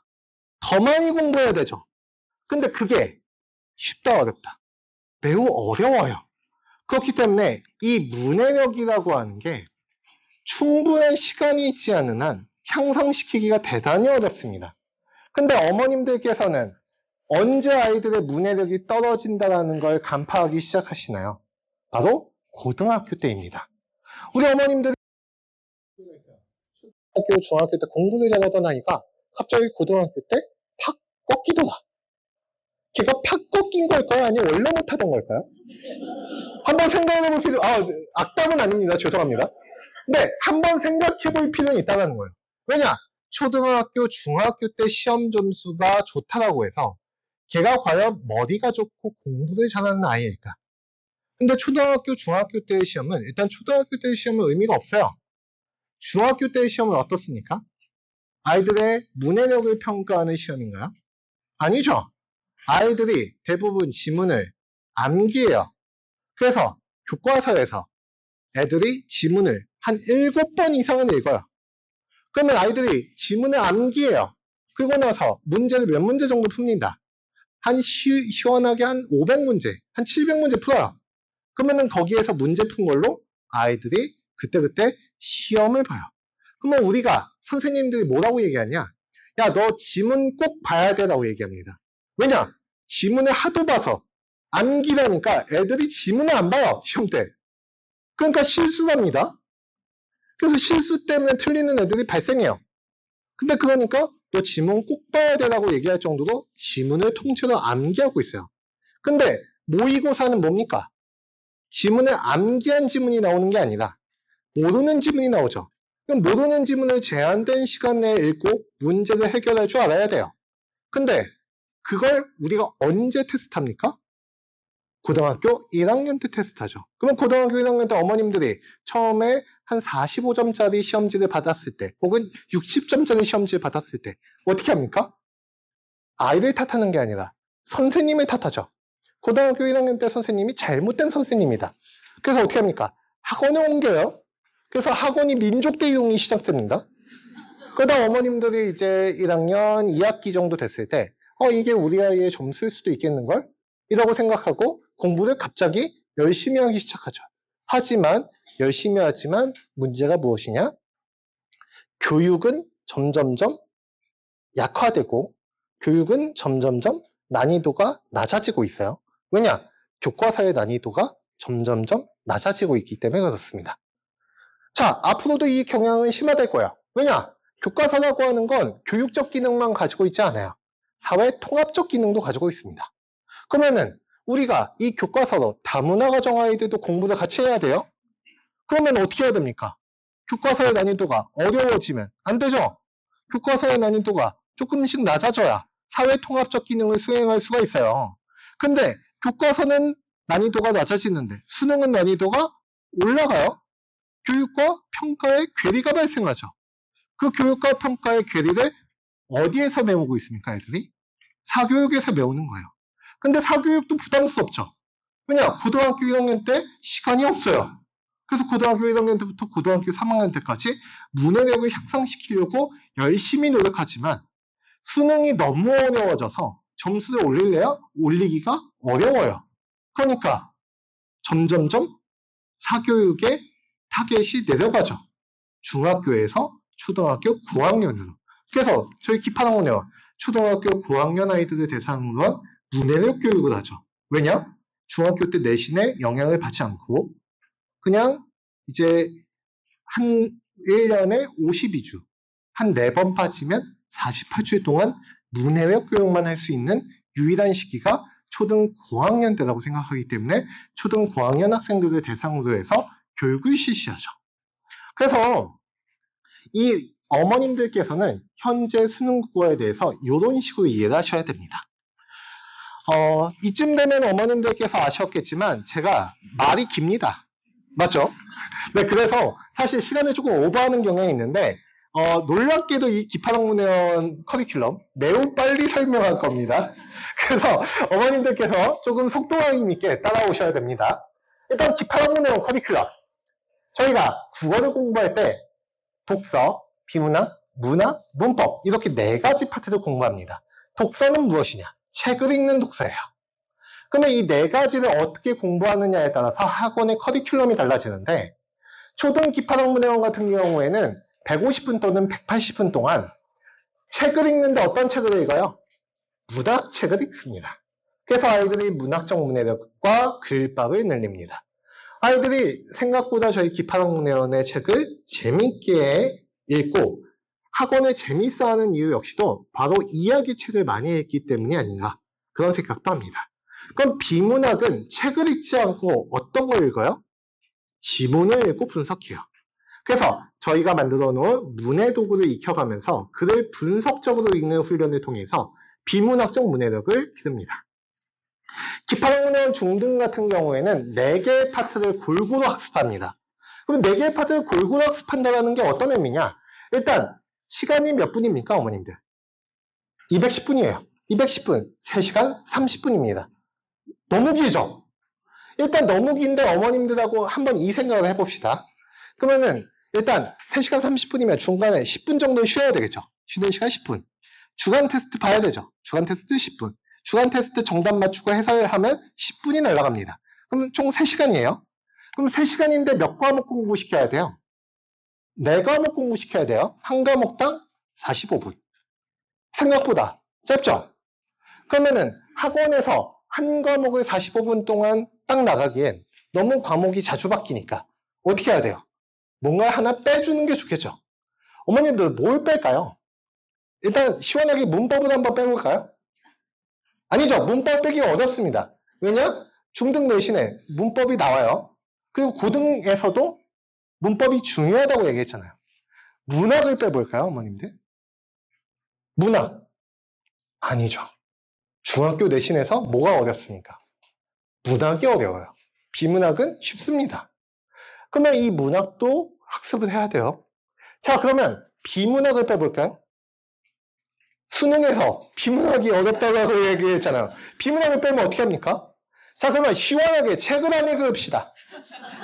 이것도 말이 안 되죠. 그러니까 뺄래야 뺄 게 없어요. 근데 그래서 학원들의 커리큘럼을 보면 어떻게 되어 있어요? 이 4개 파트를 다 가져갈 수가 없기 때문에 문학을 한다라고 문법을 한다라는 식으로 혹은 격주로 나가는 식으로 이런 식으로 구성되어 있는 경우가 많죠. 아니면 하나의 파트가 굉장히 압축되어 있는 형태로 운영되는 경우가 많습니다. 근데 저희 기파학문회요 어떻게 합니까? 책을 읽어요. 어떤 책? 비문학 책을 읽습니다. 비문학 책 중에 저희가 이제 이런 책들을 읽어서 욕을 많이 먹죠. 총균세, 사피엔스, 이기적률전자 이런 류의 책들을 읽습니다. 그럼 이런 류의 책들을 왜 읽냐? 일단 그런 류의 책들을 2개월에 걸쳐서 나눠서 읽습니다. 즉, 책 한 권을 읽어도 제대로 읽자라는 거예요. 아이들한테 실제로 한 주에 읽게끔 만드는 책의 분량은 많지 않습니다. 한 80페이지 내외예요. 그럼 80페이지 내외를 어떻게 합니까? 아이들이 자기 힘으로 요약 분석을 해요. 그러면은 요약을 하면 총균세를 요약해서 왔겠죠. 그러면은 독서 수업에서는 총균세 수업을 합니다. 그리고 나서 저희가 어떻게 합니까? 총균세의 지문을 가져와서 내용을 가져와서 비문학 지문을 만들어요. 그러면은 비문학 문제도 출제하죠. 그럼 어떻게 됩니까?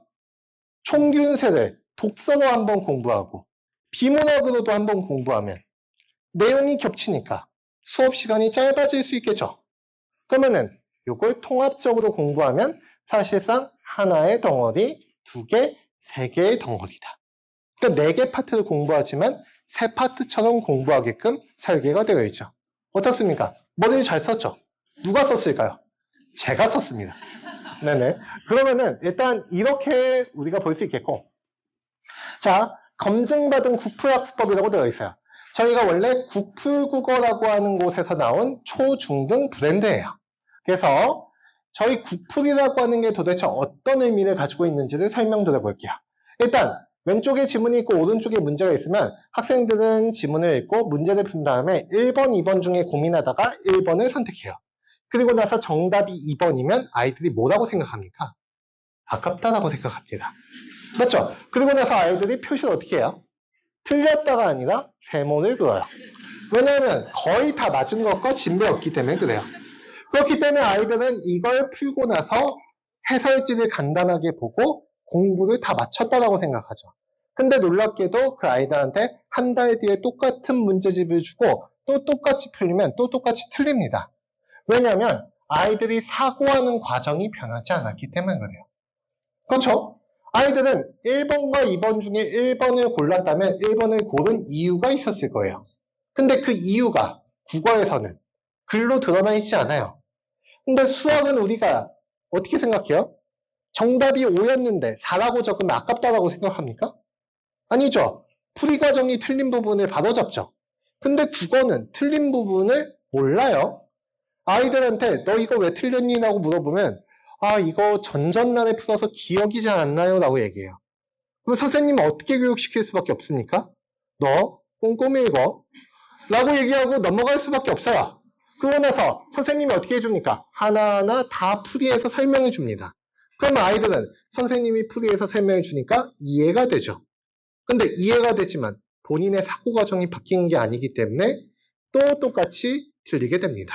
그렇기 때문에 아이들이 정답을 고르는 사고 과정을 정리할 수 있게끔 하고 사고 과정에서 잘못 이해한 부분이 있다면 아, 이 부분 때문에 정답을 잘못 골랐구나 라고 교정할 수 있게끔 저희가 달아놓은 게 국어 풀이 과정입니다. 그래서 저희는 이 구풀 학습법에 따라서 아이들을 학습시키는데 과정이 5개로 나뉘어져 있어요. 초등은 설랑, 화랑, 원화, 국성, 기파랑 5개로 나뉘어져 있습니다. 종교단체 이름 같지만 그렇지 않습니다. 지금 이게 화랑 같은 경우에는 화랑도에서 따온 거예요. 그래서 저희가 화랑도에서 아이들을 교육시키는 것처럼 엘리트 교육을 하겠다라는 어떤 엄청난 포부를 담고 있는 이름이다 라고 생각해 주시면 좋을 것 같아요. 그래서 설랑, 화랑, 원화, 국성은 6개월씩 구성되어 있고 기파랑은 1년 단위로 구성되어 있습니다. 아이들은 입학 테스트를 보고 나서 설랑으로도 입학할 수 있지만 원화 또는 국성, 심지어 기파랑으로도 입학이 가능합니다. 그래서 어떤 아이들은 기파랑만 1년 다니고 이 기파랑 문예원을 졸업하기도 해요. 근데 사실상 기파랑 레벨이 나오긴 굉장히 어렵겠죠. 그리고 저희도 커리큘럼을 기본적으로 구성한 취지가 있기 때문에 아이들한테 설랑 또는 화랑부터 수업을 듣기를 많이 권장하는 편입니다. 그래서 아이들은 거의 대부분 국성까지를 딱 마무리하고 중등반으로 가는 게 가장 이상적이지 않은가라고 저희는 좀 생각을 하고 있어요. 그러면은 1교시 문학, 2교시 비문학으로 구성되어 있는데 일단 독서논술이라는 걸 저희도 합니다. 저희가 이제 비문학 중심의 커리큘럼이다 보니까 책을 안 읽는다라고 오해하는 경우가 많아요. 근데 책을 저희도 읽습니다. 근데 한 달에 몇 권 읽나요? 2권 읽어요. 2주에 책 한 권을 읽습니다. 그러면 그 2주에 책 한 권을 어떻게 읽느냐? 일단 이렇게 아이들한테 이야기책 중심으로 책을 선정을 합니다. 자, 제가 어머님들하고 약간 조금 다른 페이지를 가져왔어요. 이건 아이가 스스로 읽은 페이지를 제가 정리해 온 겁니다. 그래서 일단 독서 논술합니다. 칼럼을 읽어요. 이 칼럼은 책의 주제와 관련되어 있는 칼럼입니다. 그래서 책의 주제와 관련되어 있는 칼럼을 쭉 읽고 아이들은 1번부터 5번까지 이 내용을 제대로 이해했는가를 문제를 풉니다. 그리고 근거에 밑줄을 그으면서 읽어요. 그리고 나서 칼럼의 어휘를 정리하고 고사성어를 정리합니다. 고사성어는 스스로 자기가 뜻풀이를 정리해 와야 돼요. 그래서 아이들이 정리해 와요. 그러면 저희는 공부를 했다는 걸 가정해서 테스트만 보죠. 자, 그러면 아이들한테 이 칼럼의 내용을 종합적으로 한 문장으로 요약해라 라고 요약을 시킵니다. 자, 책을 읽고 배경 지식을 학습시켜줘요. 잠시만요. 제가 빨리 하려고 하다 보니까 벅차올라서 그렇습니다. 자, 그러면 책을 읽고 나서 배경 지식을 학습해요. 그리고 영상도 봅니다. 배경 지식의 글과 영상을 결합해서 문제를 읽고 문제에 답을 적은 다음에 발표하는 시간을 가져요. 그리고 나서 본격적인 수업이 시작됩니다. 자, 사실적 이해라고 하는 건 책의 내용을 정확하게 읽고 이해했는가를 테스트해보는 시험이에요. 자, 저희가 독서논술 수업을 아이들이 수강하면 이런 현상이 발생해요. 아이들이 처음에는 책을 열심히 읽죠. 그러다 어떻게 됩니까? 한 달 정도 지나면 아이들이 머리가 좋기 때문에 퀴즈를 내기 시작해요. 과연 내가 절반만 읽었으면 선생님은 알까 모를까? 라고 생각을 하는 거죠. 그래서 자체적으로 퀴즈를 냅니다. 그럼 선생님이 어떻게 합니까? 알아요, 놀랍게도. 그러면은 아이들한테 야, 너희들 이렇게 책 읽어오면 안 돼. 정말 다 읽어와야 돼. 알았지? 라고 얘기합니다. 그러고 나서 선생님이 책의 내용을 조금 더 상세히 설명해 줍니다. 왜냐? 안 읽어온 애들이 많으니까. 그럼 안 읽어온 애들 입장에서는 그날 열심히 발표를 해요. 그러고 나서 기분 좋게 집에 갑니다. 그리고 나서 다음에 어떻게 생각하느냐? 안 읽어오는 게 이득일 수 있겠다라는 생각을 하기 시작해요. 맞죠? 그리고 읽은 애들은 오히려 선생님이 자세히 설명해 주니까 내가 조금 더 손해봤다라는 생각을 하기 시작해요. 그러면 점점점 책을 안 읽어오는 문화가 고착화됩니다. 그럼 선생님은 어떤 준비를 하기 시작하냐? 모든 애들이 책을 안 읽어와도 들을 수 있는 수업을 준비합니다. 그렇죠? 그러면 어머님들한테 한번 물어보겠습니다. 독서 전, 독서 중, 독서 후 활동 중에 독서에서 근간이 돼야 되는 활동은 뭡니까? 바로 독서 중입니다.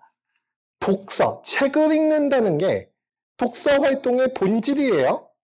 그걸 잘해야 독후 활동을 하는 거예요. 근데 우리 학원은 대부분 어디에 초점이 맞춰져 있어요? 독후 활동에 초점이 맞춰져 있어요. 책을 잘 읽었다는 걸 전제로 모든 교육이 시작됩니다. 근데 책 읽기는 누가 가르쳐 줍니까? 그렇죠? 책 읽기를 가르쳐 주는 게 원래 독서 학원이어야 되는 거 아닙니까? 근데 그러면 책 읽기를 어떻게 가르쳐 줘야 돼요? 창의적으로 읽게끔? 아니죠. 책의 내용을 오독하지 않고 정확하게 읽게끔 가르쳐야 된다는 거예요. 그럼 어떻게 해야 됩니까? 아이들이 책의 내용을 스스로 읽고 이해하도록 하고 틀린 부분이 있으면 많은 아이들이 오독한 부분에 해당되겠죠. 선생님들은 그 부분만 명확하게 설명을 해주고 어떻게 이해했어야 된다라고 설명해 준 다음에 넘어가는 거죠.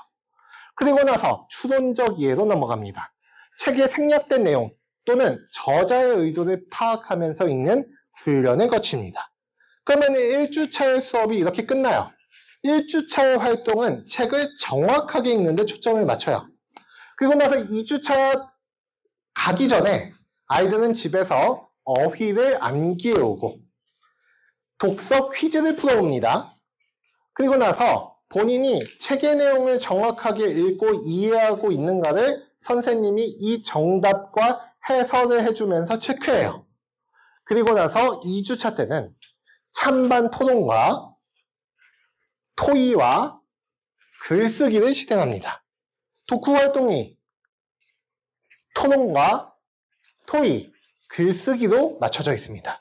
이게 2주차의 활동의 전부예요. 심지어 글쓰기 같은 경우에는 과제로 내줍니다. 조건에 맞춰서 아이들이 글을 써오도록 하고 800자 또는 1000자 내외의 글쓰기를 한 다음에 선생님들이 첨삭 지도를 해줍니다. 그리고 2개월에 한 번씩 글쓰기 클리닉에 불러서 대면 첨삭을 지도해줍니다. 이런 식으로 논서 수령 평가에 대비하는 식으로 진행이 됩니다. 비문학은 조금 더 짧게 설명해 보도록 하겠습니다.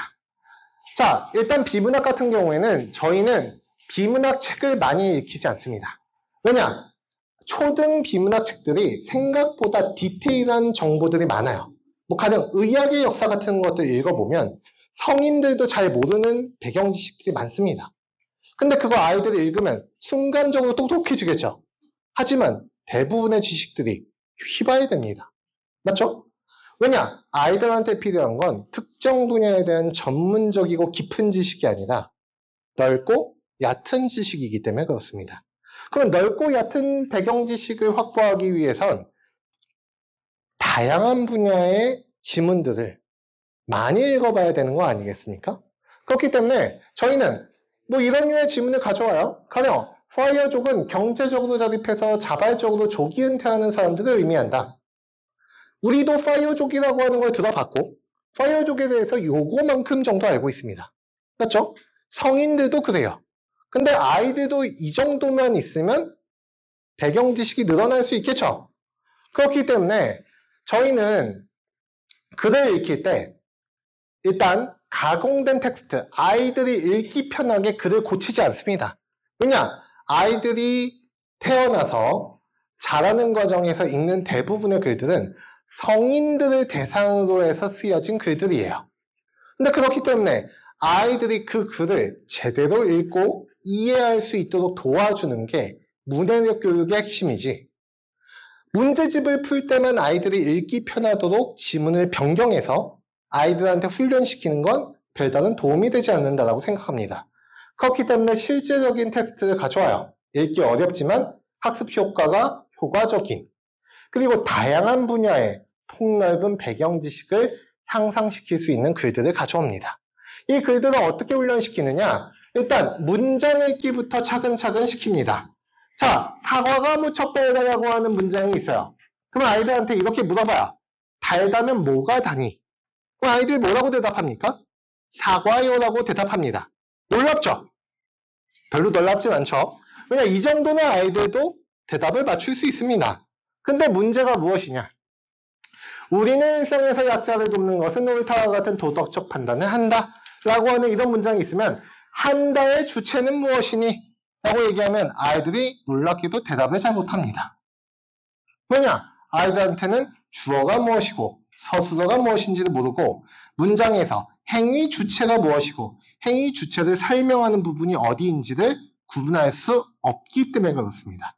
그렇기 때문에 아이들한테 지문을 주고 어머님들이 쭉 읽혀보면 아이들이 3분이고 5분이고 엄마가 설거지한 다음에 아이들한테 물어봐요. 너 이거 무슨 내용이야? 그럼 아이가 뭐라고 합니까? 되게 이상한 얘기를 해요. 그러면 어머님들은 뭐라고 생각합니까? 아이가 대충 읽었구나라고 생각합니다. 근데 아이는 놀랍게도 대충 읽지 않았을 수 있습니다. 왜냐? 아이는 안 읽히는 부분이 있었을 거고 안 읽히는 부분을 뭘로 메꾸면서 읽었을까요? 상상력으로 메꾸면서 읽습니다. 이걸 우리는 추론이라고 부릅니다. 추론하면서 읽어요. 근데 그 추론은 언제나 성공적이지 않죠? 그렇기 때문에 실패하는 추론이 있겠고 그 실패하는 추론에 따라서 아이들은 그를 왜곡해서 읽기 시작합니다. 이걸 우리는 뭐라고 부릅니까? 오독이라고 부릅니다. 아이들이 오독하는 건 문장이나 어휘나 특정 문단이 읽히지 않기 때문에 그렇습니다. 그러면 읽히지 않을 때 우리가 어머님들이 해줄 수 있는 유일한 솔루션은 뭡니까? 너 꼼꼼히 읽어. 그리고 뭐라고 얘기합니까? 너 빨리 읽는 경향이 있어. 밑줄 치면서 읽어. 이렇게 얘기합니다. 그리고 나서 아이들이 그렇게 집에서 밑줄 치면서 읽으면 어떤 현상이 발생하느냐? 중학교 때 되면 아이들이 밑줄 치는 속도도 빨라지지만 그리는 속도는 더 빨라져요. 그러면은 밑줄을 위에서 긋고 있고 눈은 밑에서 긋고 있는 현상이 발생합니다.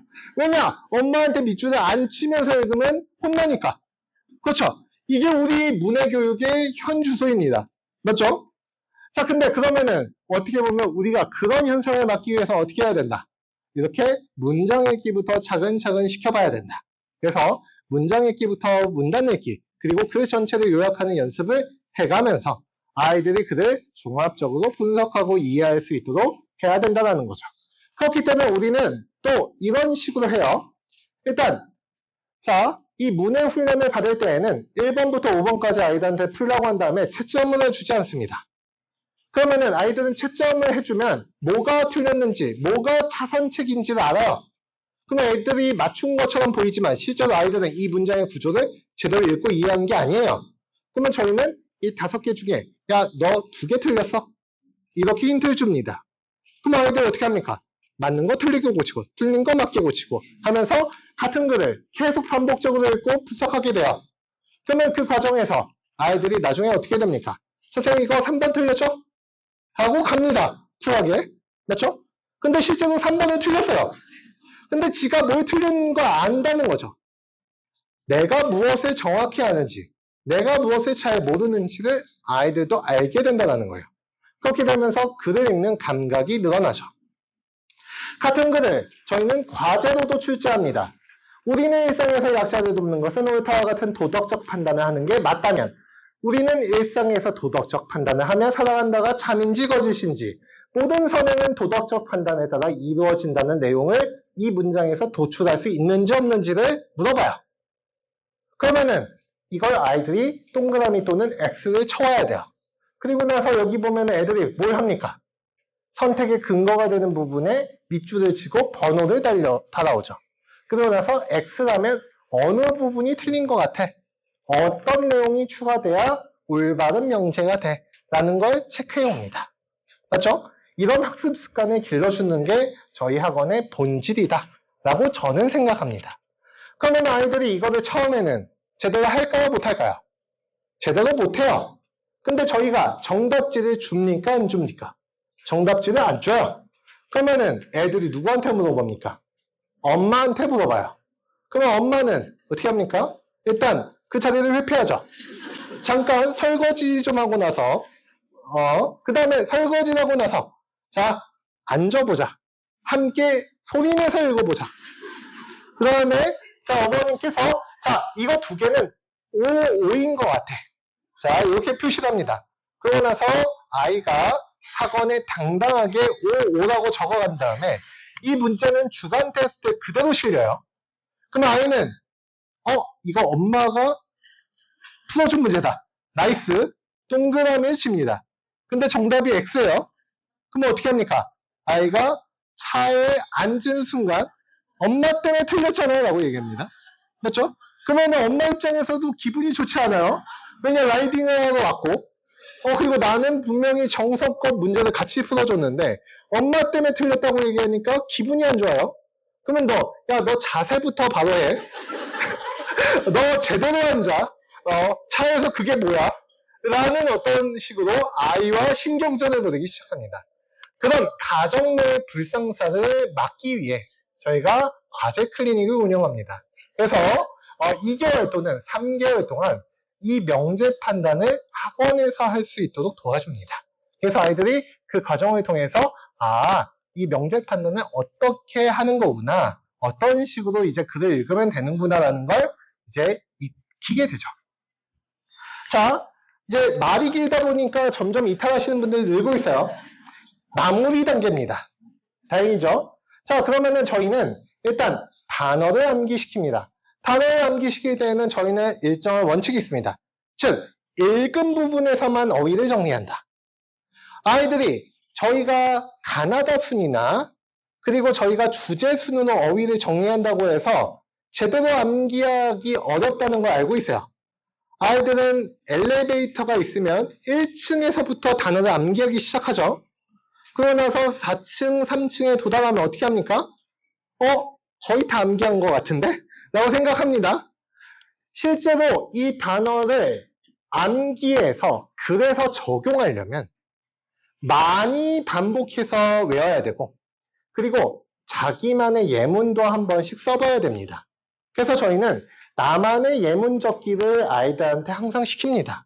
그래서 스스로 이 단어를 외웠다면 단어를 암기하는 것 이상으로 자기가 이 단어가 들어간 문장을 한번 써오도록 시켜요.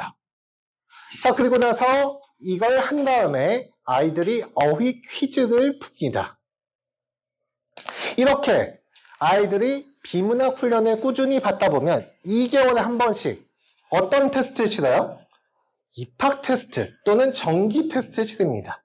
저희는 정기 테스트와 입학 테스트가 동일해요. 그렇기 때문에 정기 테스트를 외부로 유출하지도 않습니다. 근데 그러면은 이제 어머님들 입장에서는 이 정기 테스트 점수를 받을 때마다 어때요? 기분이 매우 안 좋아요. 맞죠? 왜냐? 아니 항상 학교에서는 100점짜리 시험지만 가져오던 아이가 갑자기 50점짜리 시험지를 가져와요. 그러더니 뭐라고 얘기해요? 엄마 이것도 잘 본 거야. 라고 얘기합니다. 그러면 아니 50점인데 뭘 잘 봐? 라고 생각하죠. 근데 잘 본 겁니다. 실제로. 근데 저희가 그렇게 테스트를 하는 이유는 무엇이냐? 어머님들한테 저희도 배운 내용을 얼마나 잘 외웠느냐를 테스트하면 서로 좋아요. 왜냐? 선생님도 가르치기가 수월하죠. 아이도 공부하면 보람을 느껴요. 지문을 외워서 문제를 풀면 되니까. 그리고 나서 어머님 입장에서도 기분이 좋아요. 점수가 오르니까. 그리고 저희도 어떻습니까? 저희도 점수가 떨어질 때랑 점수가 오를 때 전의 톤 자체가 다릅니다. 점수가 20점 오르면 당당하게 악수 건네면서 어머니 20점 올렸습니다. 근데 이제 10점이 떨어졌어요. 어머님 죄송합니다. 제가 드릴 말씀은 없는데 조금 더 믿고 맡겨주세요. 왜 떨어졌냐고요? 더 열심히 해야죠. 이렇게 드릴 말씀 별로 없어요. 사실. 근데 저희가 결국 하고자 하는 거 그리고 아이들이 고등학교 때 들어가서 갑자기 모의고사를 실시하면서 자신의 문해력을 그때 객관적으로 평가했을 때 할 수 있는 게 많이 없죠. 왜냐? 문해력은 집 한 채를 팔아도 올리기가 어려우니까. 왜? 문해력을 올리는 데는 시간이 필요하니까요.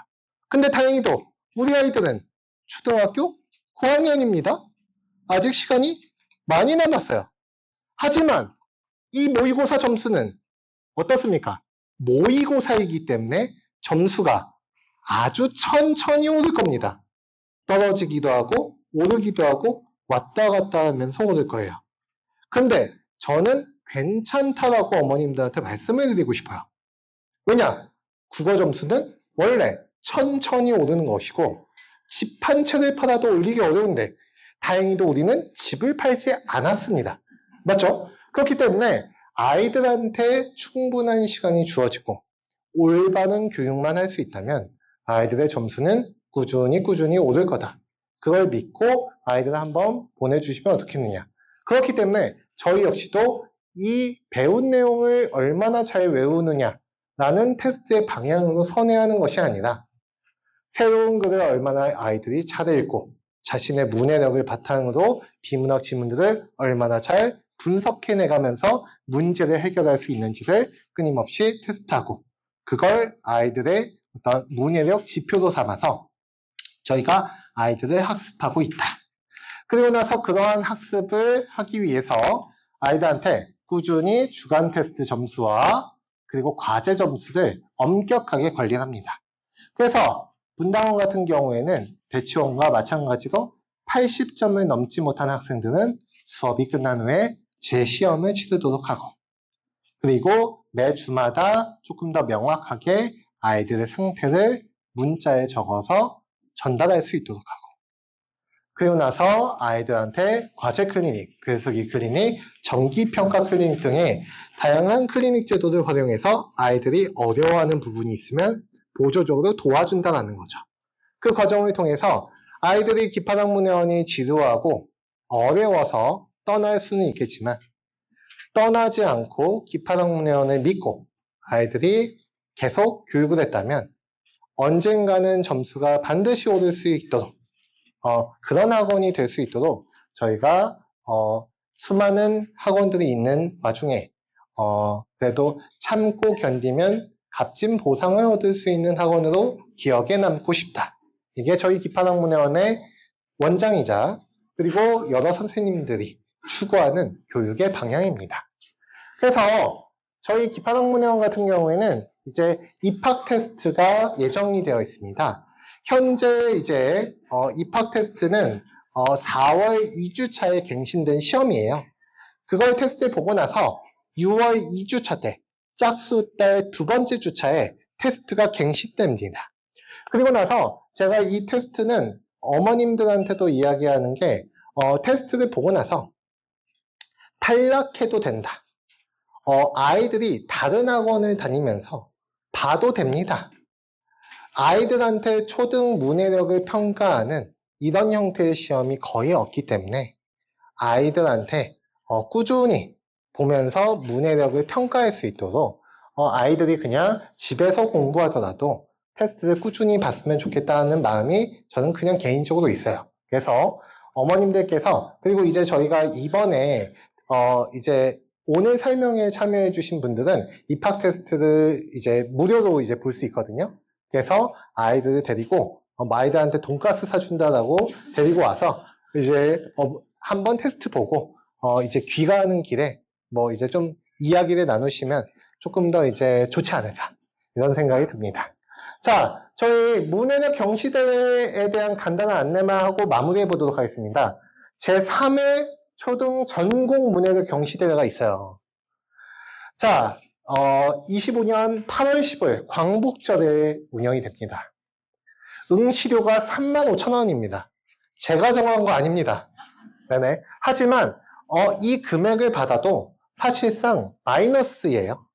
근데 이 시험을 치르는 이유는 저희가 전국적으로 그래도 매해마다 아이들의 문해력을 테스트할 수 있는 정량적 테스트가 좀 있었으면 좋겠다라는 마음으로 저희가 테스트를 3회째 운영하고 있거든요.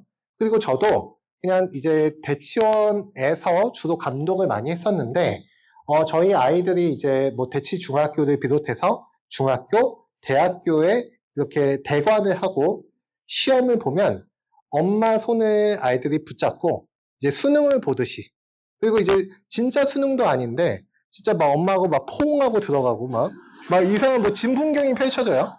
그러고 나서 이제 아이들 나오면 막 엄마한테 뛰어가고, 저희가 보면서 나 수능 감독을 하고 있는 건가? 라는 생각이 들 정도로. 근데 그런 류의 풍경을 이제 맞춰갖고 실제로 시상식에도 가보고 하면 좀 그렇게 보람찰 수가 없습니다. 그래서 이 테스트는 그냥 제가 저도 이제 얼마 전에 이제 딸을 낳았는데, 그 딸이 이제 초등학생이 돼서 이제 시험을 볼 수 있는 정도의 나이가 되기까지 유지됐으면 하는 마음을 간절히 품고 있습니다. 그래서 그걸 좀 도와주십사 제가 부탁을 드립니다. 그래서 이게 아무래도 어느 정도의 이제 호응이 있으면 좀 오래 유지될 수 있을 것 같아서 어머님들께서도 좀 많은 관심을 가져주시면 좋을 것 같고요. 초등과 중등으로 나눠서 평가가 이루어지기 때문에 평가 역시도 학년별로 평가가 이루어집니다. 시상이. 그렇기 때문에 어머님들께서도 요거에 많이 참여해 주시고 관심 가져주시면 좋을 것 같아. 자, 제가 지금 12시 20분까지 설명을 했습니다. 20분이 초과됐습니다. 너무 긴 시간 동안 이렇게 좋은 날씨에도 불구하고 이렇게 설명회장에 이제 오랫동안 고립돼서 설명을 들어주셔서 진심으로 감사드립니다. 수고 많으셨습니다.